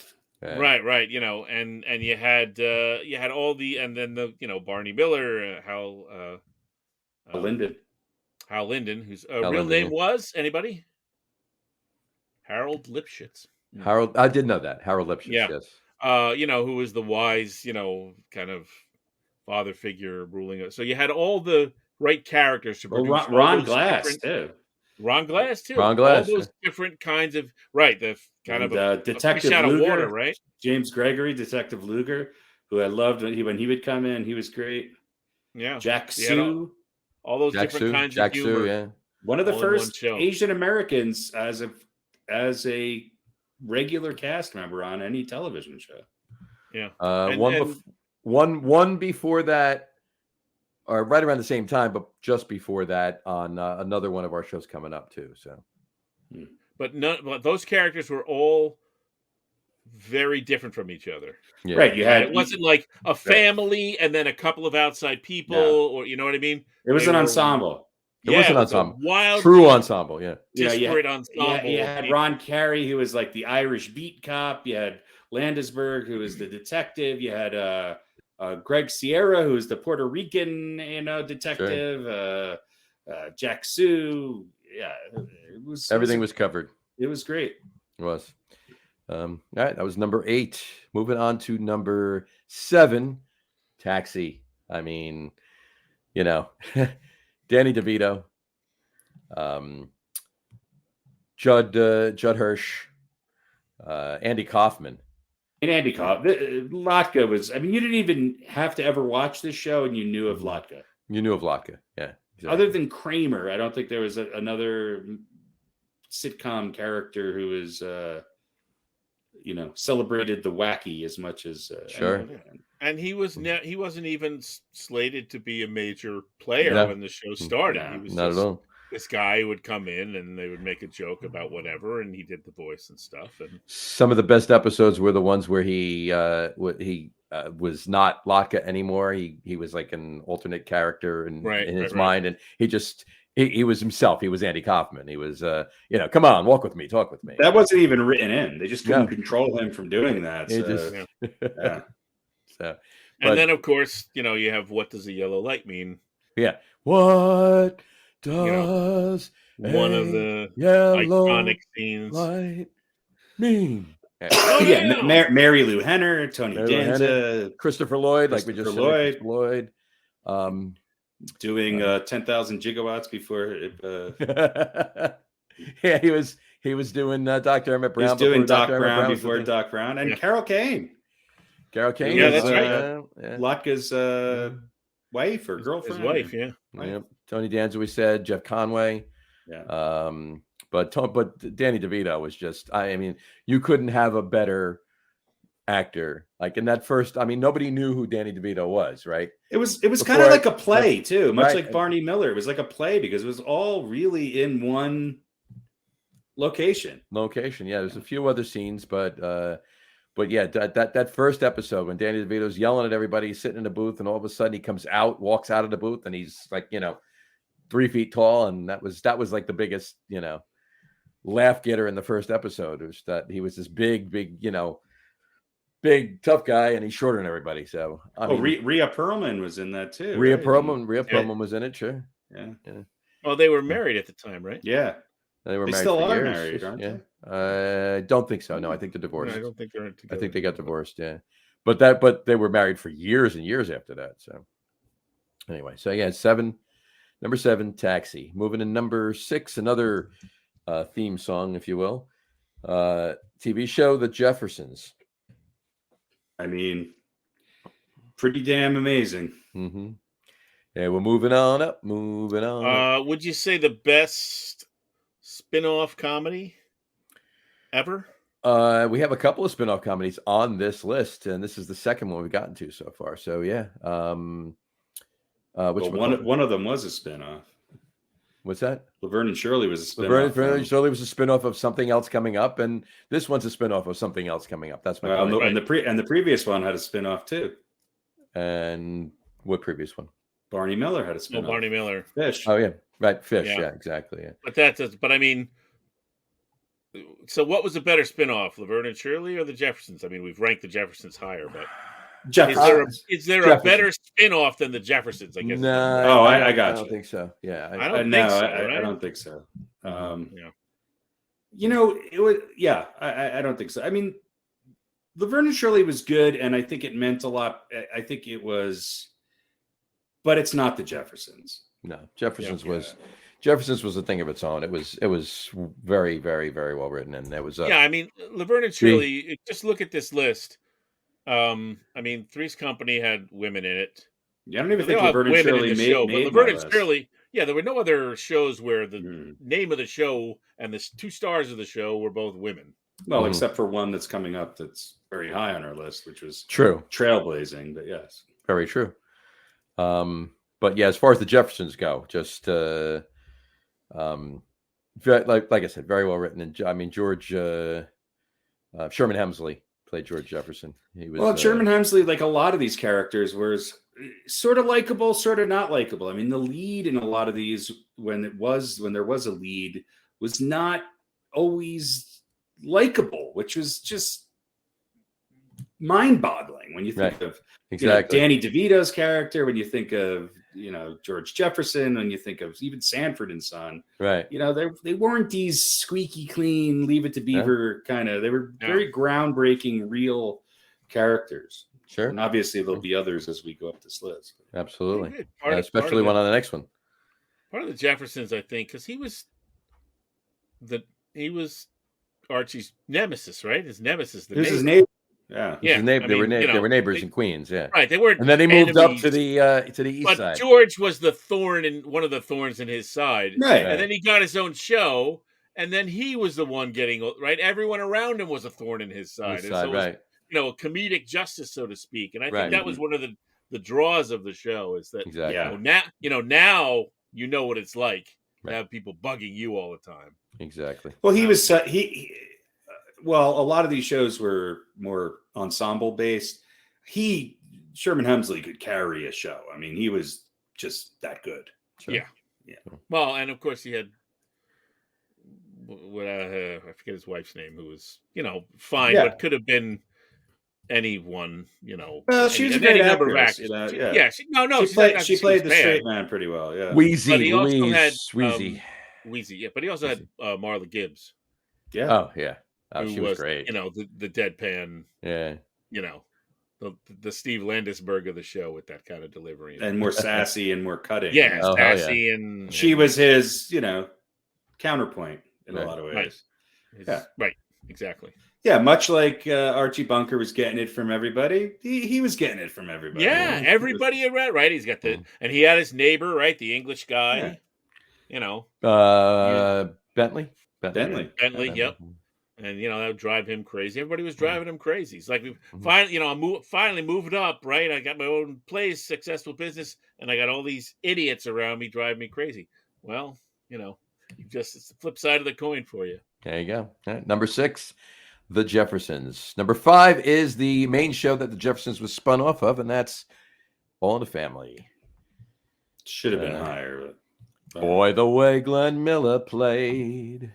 I don't even think I put this on my list. Never was it All in the Family. This is one of the most groundbreaking shows in the history of television. Yeah, I just never loved. Now I have to admit, I didn't watch a lot of it. I've watched some episodes. Oh yeah, it was my number one. I know. One. I mean, easily my number one by far. Runaway. I just never found it to be that. I mean, for what it dealt with and how it dealt with the social realities of our time it was sort of a drama comedy. It was definitely a sitcom. It definitely went for laughs, but it was really, really interesting, and it shed a light. I'm not sure there was ever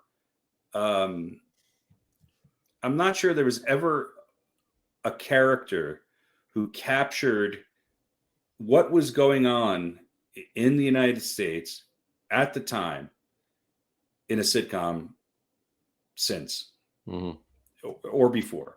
Yeah. I just think that it was that iconic, and the writing was spectacular. Oh, yeah. And look, the cast of characters, the actors that they had in the show was fantastic. Sure. And it was just an incredibly crafted show, exquisitely acted. Mm-hmm. And unfortunately, I think a lot of people related with the character who was basically a critic of what was wrong with the United States at the time.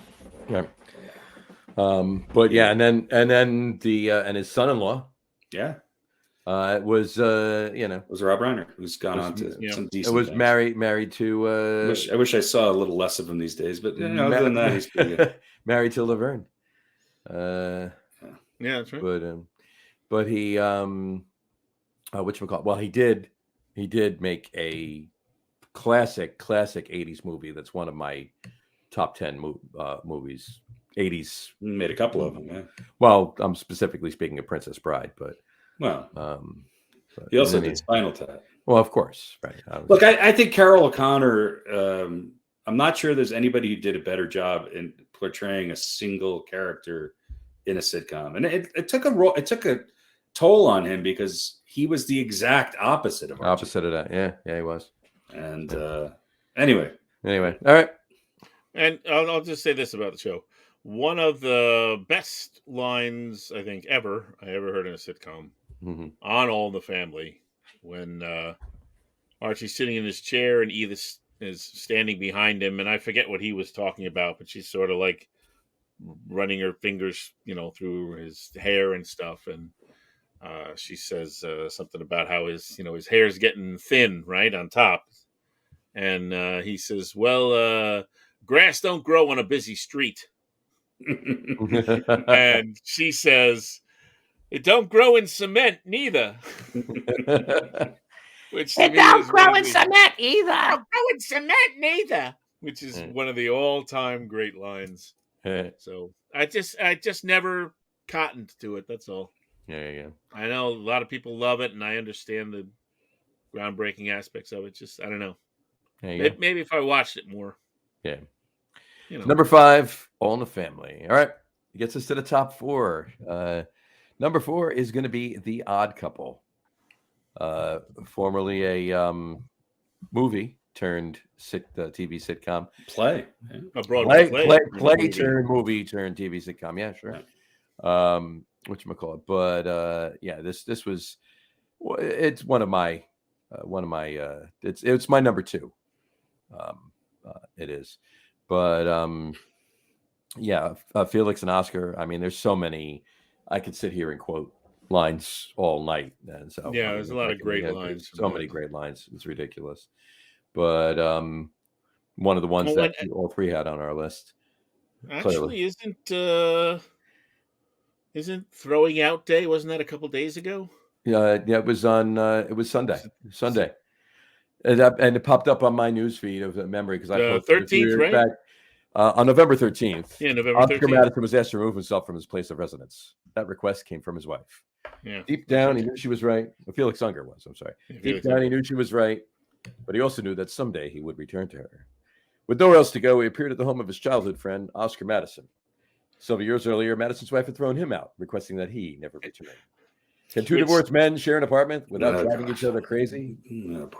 And within that is the essence, right? Right. Felix Unger was asked to remove himself from his place of residence. Oscar Madison's wife had thrown him out, requesting he never return. Right. So to me, that was always the brilliance of that. And it's also very Neil Simon. I mean, that would be what you would hear at the beginning of a play before people come on the stage. Right. You know, yeah, it's incredible. And look, I mean, this defined Tony Randall and Jack Klugman's careers. I mean, sure. And great casting, great writing, and you know, I mean, and they brought on other celebrities. Sure. Right. You had the Let's Make a Deal episode. Right. Sure.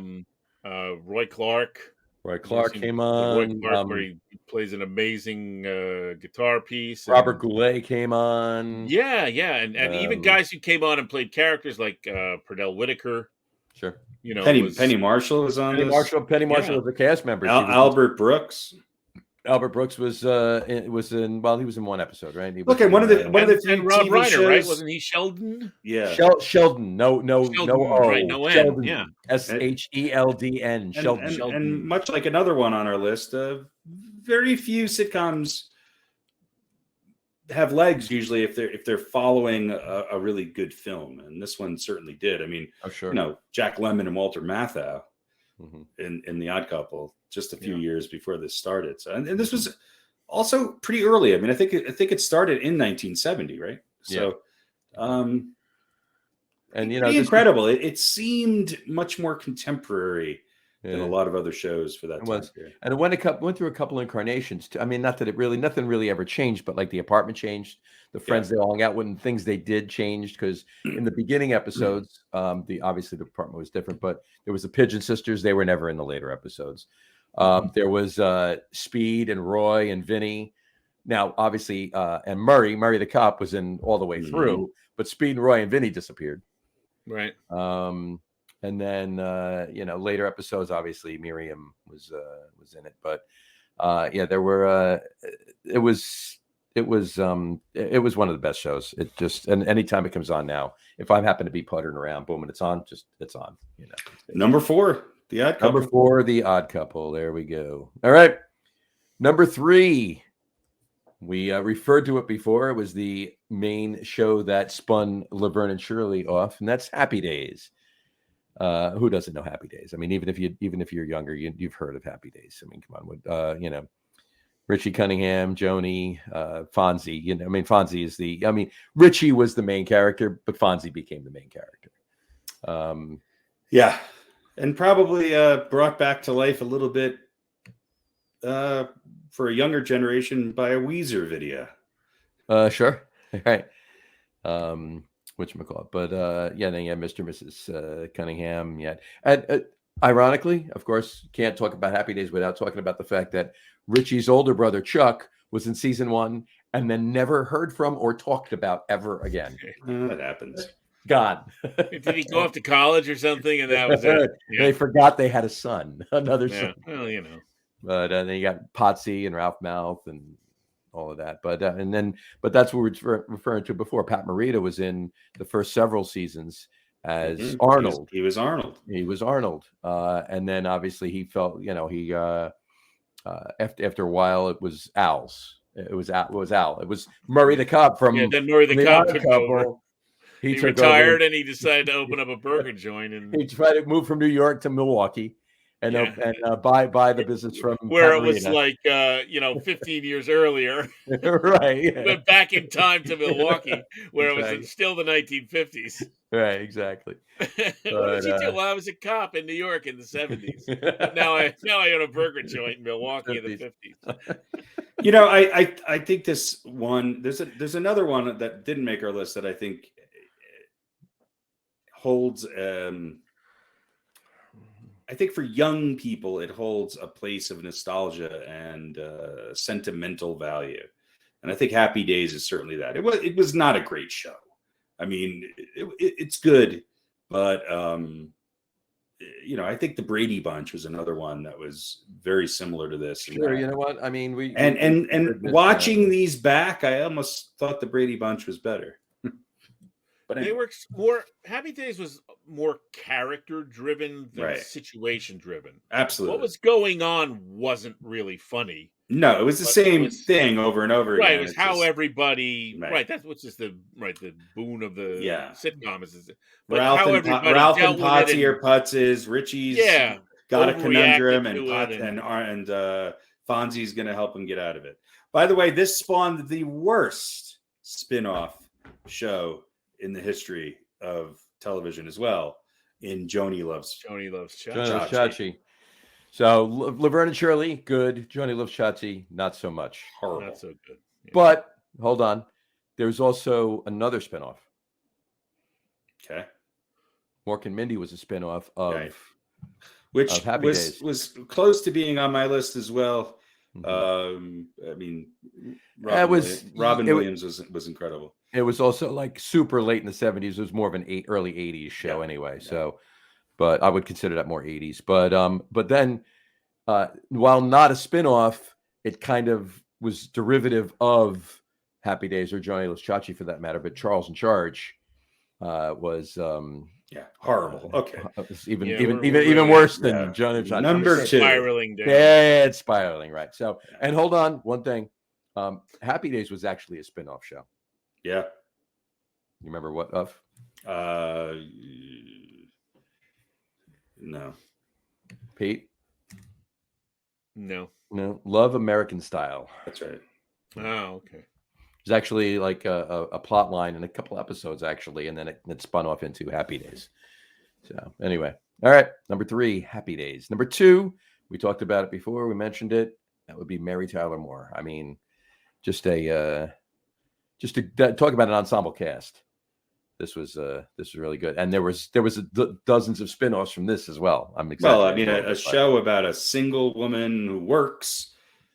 Her actual name on the name, other than Bob Newhart, I'm not sure of too many. Dick Van Dyke, I guess, which was, she was also part of that. She was also part of that show, right? Exactly. But she was incredible. This show was incredible, and again, as a kid, I didn't really get it, but you rewatch it and you're like, oh, this is some fantastic humor, and of course you have Betty White and just and Lou, Ed Asner, Lou Grant, Ed Asner, Ted Knight, the baddie, Gavin McLeod, who became Captain Steubing.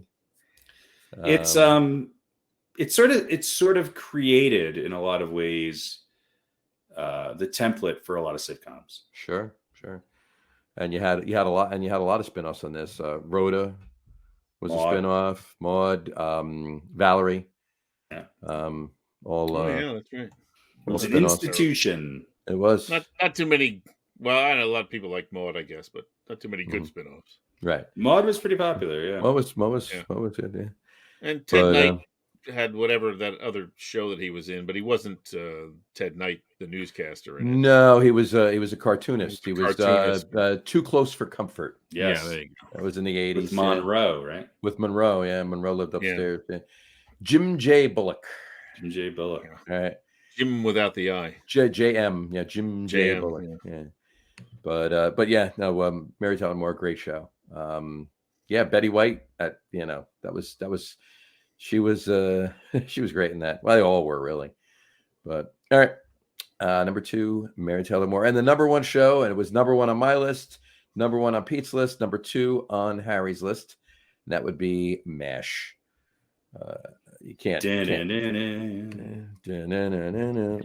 don't think I've ever watched this all the way through. That'd be something I would like to do someday. Yeah, I've seen every episode. It was like you watched Barney Miller with your father. I watched MASH with mine.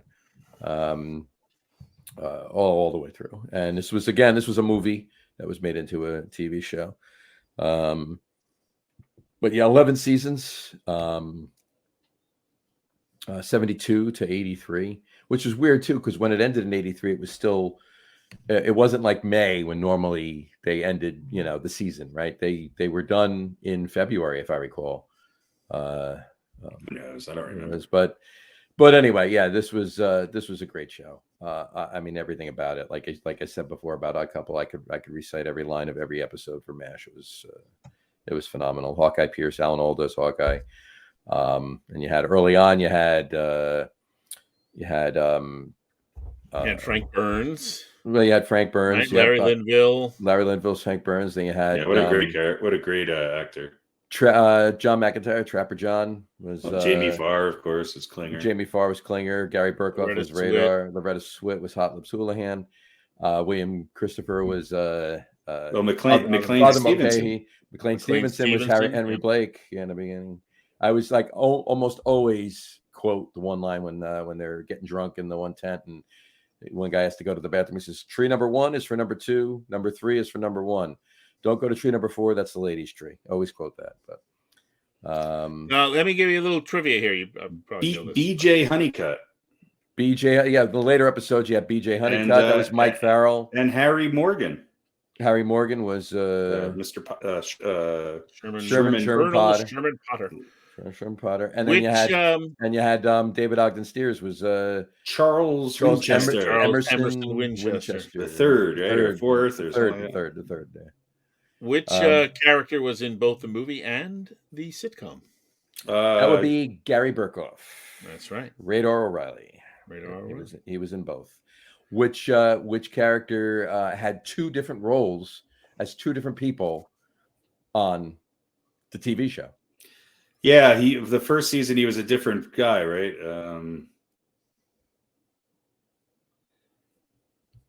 Yeah. I don't. Was it the guy with the gruff voice? Did he have a gruff voice? No. Okay. No. That was Rizzo.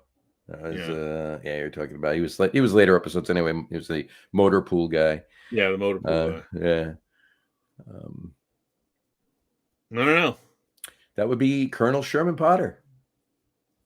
Mm-hmm. He was in like. Oh, season, was he a general in one season? He was General Steele, and he like went crazy, and they got him out of there or whatever. He was in one episode or whatever, and then he came back as Colonel Sherman Potter, Harry Morgan. Yeah, I just thought he was one of the weaker characters. I don't care much.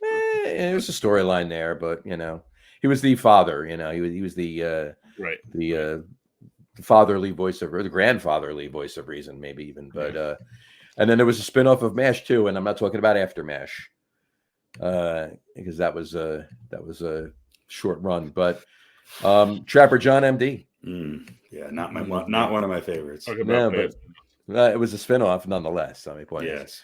But Wayne Rogers didn't play Trapper John. It was obviously somebody else, but Wayne Rogers was Trapper John. Anyway, so there you go. Here's the thing I'll say about MASH. Mm-hmm. I've always said, or often said, that drama is the death of the sitcom. Yeah. And what I mean by that is there are many sitcoms that start off funny, mm-hmm.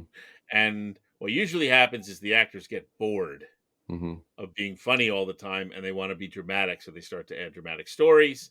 And sometimes you have a sitcom with a relatively unknown cast, and they're not making a lot of money, and you have a big show, mm-hmm. and the cast says, well, we want to get paid more because we are the show. And then they want to direct and write episodes and spread their wings. And sometimes you have good results and sometimes not. Mm-hmm. There are some shows that we've discussed here. Most sitcoms have moments of... We lost Harry. Oh, we lost his camera. Have moments of drama and stuff. Some are... It's integral to the story and woven within, like All in the Family and stuff like that. Right. MASH to me is definitely the example of where that was done the best. Right. Where the drama was mixed with the comedy the best. Right. Best example of it. They were able to mix in the comedy with the drama and not have it be in poor taste. It actually worked. Right. Now, I think That was classic. That's got to be an opening right there. I think it was partly the setting of the show, right? Was war. Sure. Right? War can't always be funny. Right. But they were able to have pretty horrific moments, as far as things that, were going on and what people were going through. Sure. And it didn't ruin the show. Right. And I think that to me is the greatest thing about MASH. Agreed. Is that they were able to do that and pull it off. Okay. All right. So there you go. Number one show, MASH. There you go. MASH. All right. We have an old balls tonight. So tonight's the first time we're going to play this sounder in a while. Old balls, old balls, old balls, old balls. The loop was on. Sorry about that. You gotta love it. I think he's just leave it playing while we tell us who it is. There you go. Harry, tell us who tonight's old balls is. Well, tonight's old balls is none other than Mr. Abe Vigoda. Abraham Charles Vigoda, born in 1921 in Brooklyn, New York, lived to the ripe old age of 94, was none other than Fish on Barney Miller, as well as Salvatore Tessio in The Godfather. Sure. Those are probably his two most well-known roles, and he was a walk-on for both of them. In fact, he walked on after jogging for the role of Fish on Barney Miller, and it sort of helped put him in the mindset of the character and got him the role. I mean, I think he was also known for years as one of these people who is he alive or dead? I think he died 27 times between 1985 and 1999. But he was, I think he was one of the great character actors in a sitcom and sort of iconic, a favorite of mine for sure. And it's very rare that I think you see kind of an older guy celebrated as one of the main characters in a sitcom, and he certainly was on that show. I don't know. Out of all of the sort of character actors, there's a million of them that you can name. We mentioned some of them earlier.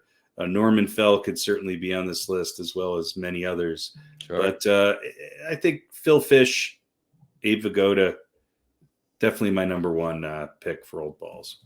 Absolutely. Old balls. Old ball. Apparently just one. Shred it again. Old balls. There you go. Much better. All right.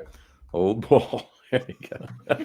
Maybe he only had one. I don't know. I didn't know him that personally. All right. Got one more. Just a quickie for you. This is just reverting to tomorrow. What's your favorite food for Thanksgiving? And for that matter, your favorite drink on Thanksgiving? Harry? I don't know. Maybe a good pumpkin pie, some mashed potatoes. Pumpkin pie with mashed potatoes?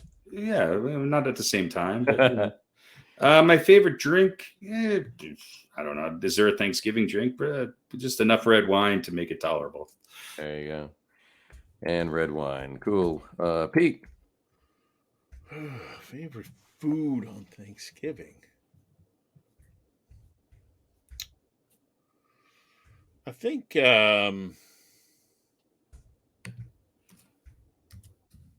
it's creamed onions.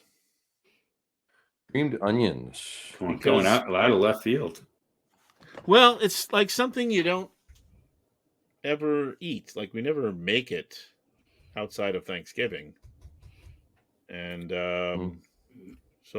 So how do you make it? Do you caramelize the onions and then add heavy cream? I don't know. We've never made it. Always my Donna's brother-in-law's mom always makes the creamed onions.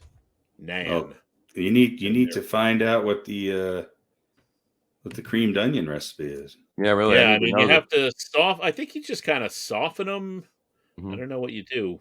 If you boil them or and then interesting cream sauce. I don't really know. I should look it up, but You should. But yeah, it's one of my favorite things, but never eat it other than Thanksgiving. So. And you eat it alone, or does it go on top of something? No, it's just a side dish. Yeah, just a side dish. There you go. And drink.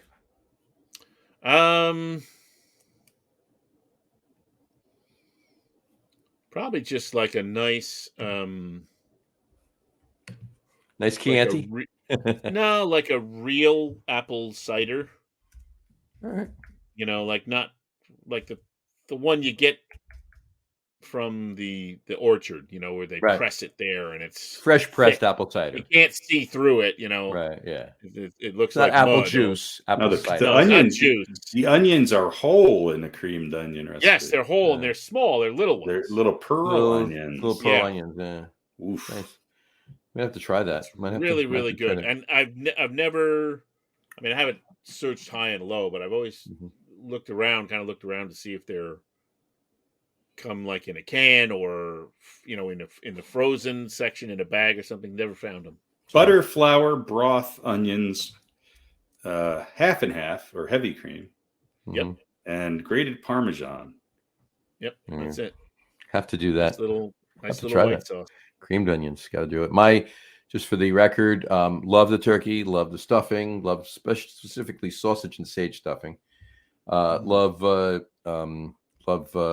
cranberry sauce and all the fixings, and I'll be having that on Friday night as well as Sunday as well as next Thursday. So we got a lot of that coming up. But my favorite meal on Thanksgiving is the first meal we eat, and that's lasagna. So that's okay. That's number one. And my favorite drink, I start drinking it right after. Yes, I do it once a year.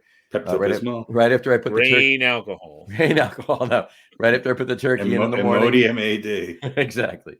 Right after I put the turkey in the morning. That's Sierra Nevada Celebration Ale. It's their fresh hop holiday ale. I'll drink that. That's 12 or 13 of those. Exactly. So let me ask you this, Pat and Harry. I don't know. Are you a fan of the cranberry sauce as well? No. Okay. I make fresh cranberry sauce, by the way. Still not a fan. Okay, that was my question. Fresh. It's a lot. It's a lot of fucking work. So you like the fresh? I like the fresh. Yeah, I know some people. I'll eat a can. I'll eat it. Whatever. Yeah, no, I know some people who prefer the can. They're like, if it's not canned cranberry sauce, it's got to be round and it's got to have those ridges in it while I cut it. That's what has to happen. No, I make fresh. I make fresh cranberry sauce. All right. Oh, you know what else? It's not really a tradition, but I think I brought it one. Do you guys remember the bread, the B&M bread, the brown bread in a can? Sure. Yeah, the B&B brown. They still make that. They still make it.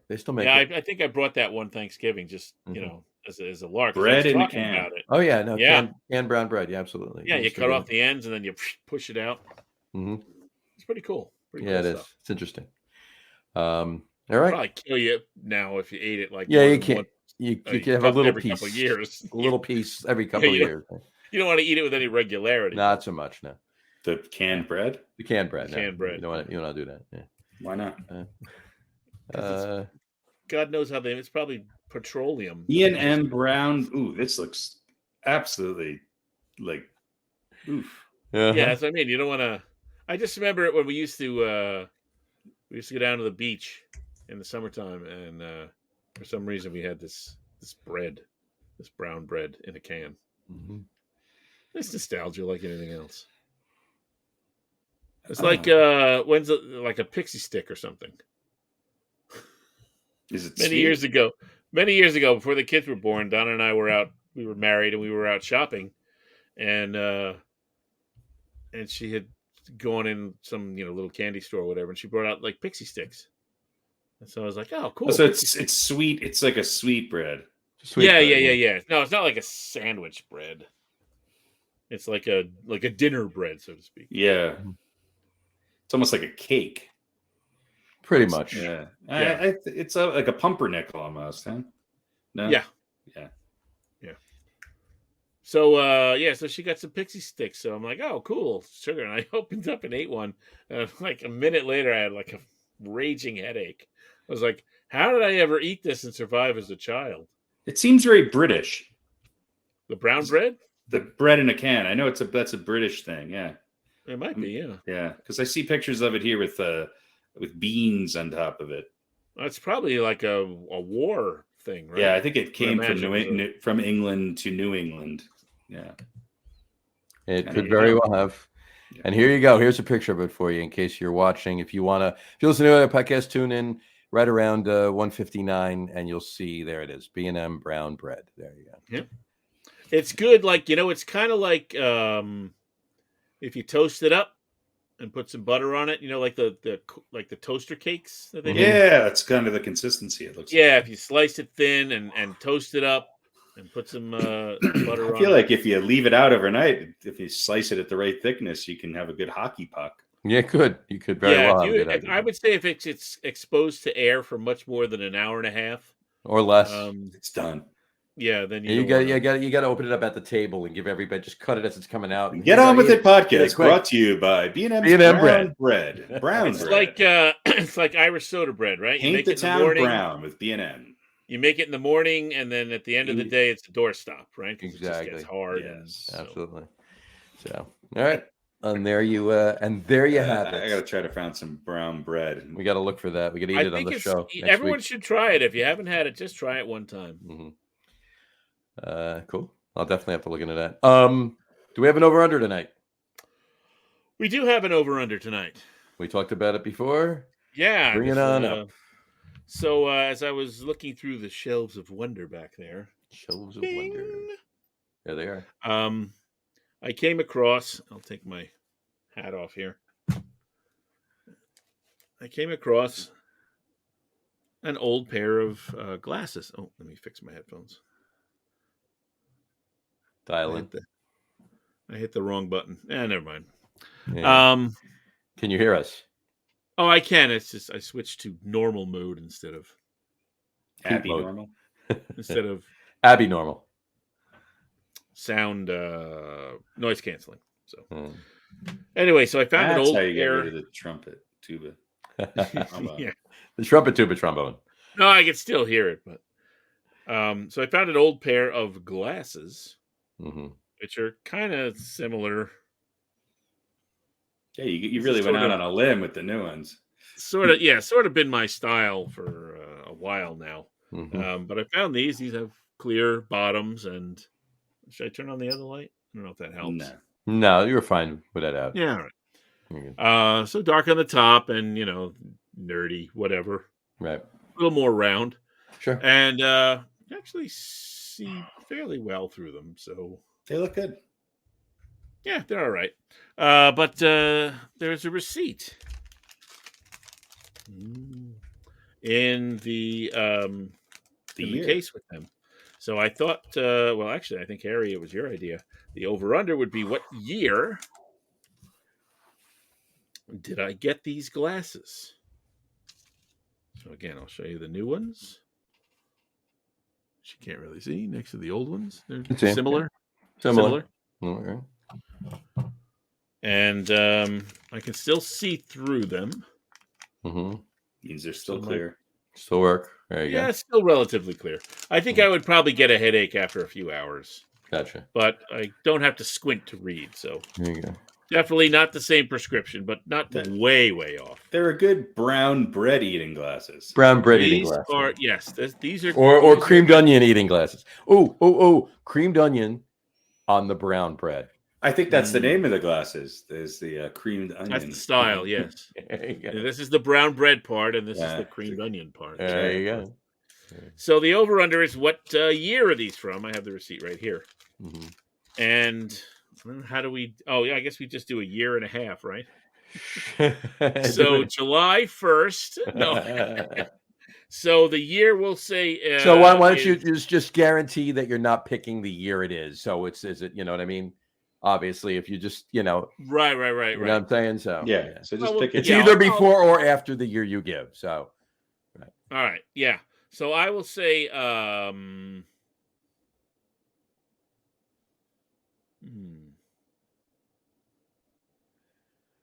what year are we in now? 2022. So I'll say 2017 and a half. 2017. How about that? How about that? 2017 and a half. So you can choose. Who's going first? I'm going to go under. You're going to go under. So you're saying 2017 or earlier? Yes. Okay.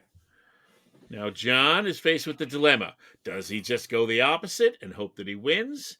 Or does he maybe think Harry might be right and he wants to go the same way? I think he just kind of going the I'm going opposite over. way I'm all going the over. time. I'm going over. He's going to go over. All I'm right. going over. Well, let's see. I don't know if we're going to be able to see this, but Yeah, just read it. up here in the corner. Can't see. No, can't see it. No, because it's too No, it's large. not. Yeah. Well, it's these were actually purchased on January 20th, 2018. There you go. At 12:21 in the afternoon and 22 seconds. You get your glasses pretty often. There you go. I used to go every year. And get a new pair? Or just new Yeah. But I think this pair I've had for a couple of years. Now, do you wear glasses all the time? Oh, yeah. Yeah. I've had glasses since like... Are you a progressive glass guy now? Yes, I have to be. Well, I could get bifocals, but they're so... I actually looked at them before I got these, and like it's so obvious where the reading part is. Oh yeah, now bifocals are an old technology. The progressive lenses are everything a bifocal is, but a little easier to navigate. Right. So but I think these are 2 years old because I find myself when I'm sitting and reading rather than looking down through the progressive, I just find it easier to take them off. So. But anyway, so these are... Well, there you go. 4 years old. I think I have the lowest percentage of anyone in this over-under. I think I've gotten maybe 2 right. Yeah, you've gotten a few. You've got some tough ones. You're good at... I'm better at the visual ones. Right. Yeah, picking things out. Exactly. How many in a jar or whatever. Exactly. So glasses on mine. My glasses. I actually got the last time I got glasses was actually before that, Pete. Before but I got 2018. Yeah, and I got two pair, but I wore one pair, and I tried to keep them, bang them around, obviously, and all. I try to keep them good. I actually just started wearing the second pair maybe 3 months ago. So wow. So if these last, it'll be 10 years before I get a new pair. So. What do you wear, contacts? No, I only wear them to drive. That's it. I remember you used to have glasses held together by paper clips. Oh yeah, I had the paperclip glasses. They were good. They made for a lot of laughs back in the day. In fact, the goggles, the Dahmer goggles. I think you stopped laughing about a week ago from that one night. Yeah, you look like Jeffrey Dahmer. Before him, before anybody knew who he was. But and then of course there was the Slee Stack glasses too, but we won't go there today. So anyway, cool. All right. Well, on that note, there you go. Next week we will go through the entire last 4 decades of John's glasses. There you go. There's only been about 4 other pairs all through the years. Yeah, that's great. You should hold on to them then. I have them. Oh. Yeah, I keep them. The Slee Stack glasses are right there, mounted in a frame. I'm kidding. Anyway, you had some bad eyeglass choices earlier. Yeah, there were a few bad ones. I will admit. Yeah. Anyway, but on that note, we will wrap the show up for this Thanksgiving week 2022. I want to thank everybody for watching, and for those of you just listening to the audio podcast, thanks for listening. Don't forget to visit our website, www.getonwithitpodcast.com. That's getonwithitpodcast.com. And please remember, like us and follow us on all of our social media, Facebook, Twitter, and Instagram. Just search for the Get On With It podcast. And of course, all of our shows are available on YouTube as well on the Logger Room channel.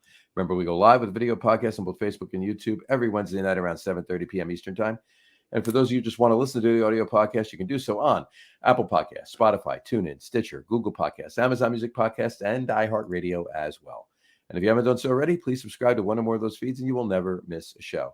Again, thanks for following along with us. Have a great rest of your week. Have a wonderful Thanksgiving Day tomorrow. Watch all the football games tomorrow. Root for the Giants, please.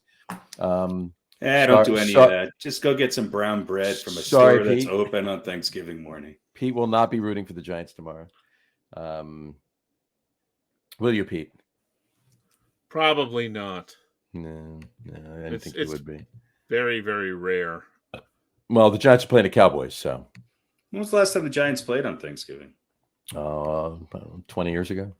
Yeah, it's a long time. Right? It's a long time. It's been a long time. Lawrence Taylor with the 95-yard interception return. Yeah, remember that? Yeah. That was great. I don't think I've ever rooted for the Giants. Probably not. I don't think I've ever. You didn't root as a Jets fan. You didn't root for the Giants against the Patriots in the Super Bowl. No, really. No, you hate the Giants that much that you rooted for Tom Brady. It's my dad's fault because your dad hates the Giants. No, because Dad said if you are a true fan of one team, you cannot root for another team from like the same city or the same area. That's only if you root for the team that is, let's just call it subservient. No, it has nothing. Subservient. Because let me tell you, as a Giants fan, we don't care about the Jets. As a Yankees fan, we don't care about the Mets. Because they're never successful. It's easy when you're the top dog to not care about the public. Yeah, when you pick the right team to root for, it's easier. Right. But no, that was his philosophy. Even though they were like in different leagues and stuff, you couldn't be a Yankee fan and a Met fan. Well, you could, but you were a true fan of neither. I have a theory here. There's so many Dallas Cowboy fans because people's first choice of team to root for always sucked. Mm-hmm. That's why they become Dallas Cowboys. Right. Well, here's the other thing too. If you're a unless you're a Giants fan, like for me anyway, obviously if they're playing the Giants, but unless you're a Cowboys fan, everybody on Thanksgiving is a Lions fan. Right? You want to see the Lions beat the Cowboys. Unless you're a Cowboys fan, they're playing the Bills this year, right? Because the Cowboys are playing the Giants. Usually, I just remember for years and years it was the Bears and Lions. Maybe I'm wrong. It was the Bears and Lions for years. Here's a trivia question for you: Who was in and who won the very first Thanksgiving Day football game? The New York Giants and the Chicago Bears. Close. The Detroit Lions and the Chicago Bears. Very good. And who won? The Chicago Bears. Very good. And what was the score? 6-2. 1916. And what year was it? Don't say 1916. 1811. 1956. Oh, close. Not 1953. Really. No, lower. 1946. Lower. 1943. Lower. 1940. Lower. 1938. You're getting closer. 1937. Closer. 36. Closer. 35, 34, 33, 31. Yeah, 34. Top 10 years. It was not. 1934. 1934. And who? So the Bears won. Who did the Bears lose to in the championship game that year? Green Bay Packers. Nope. The New York Giants. The New York Football Giants. Yep. There you go. And Newt Rockne played. There you go. Oh, really quick. Did you guys see this? If you haven't, find it. No. The Halloween episode for the Manning cast, the Peyton and Eli's Spooky Places. They go to Notre Dame and they hunt down the ghost of George Gipp in Ghostbusters costumes. Little campy, but kind of funny. You got to watch it. And Jerome Bettis is in it too. But anyway. So, anyway. All right. On that note, enjoy your food and your family and your friends and your football, all the F's tomorrow, please. And we will talk to you next week, folks. Take care. Cheers. Bye, everybody. Go find that local coffee shop that's open Thanksgiving morning and thank them. There you go. Gobble. Ask them if they're getting time delivery. and a half. Don't order delivery on the North Shore of Long Island. You don't want to do that. You're a putz if you do. Gobble, gobble.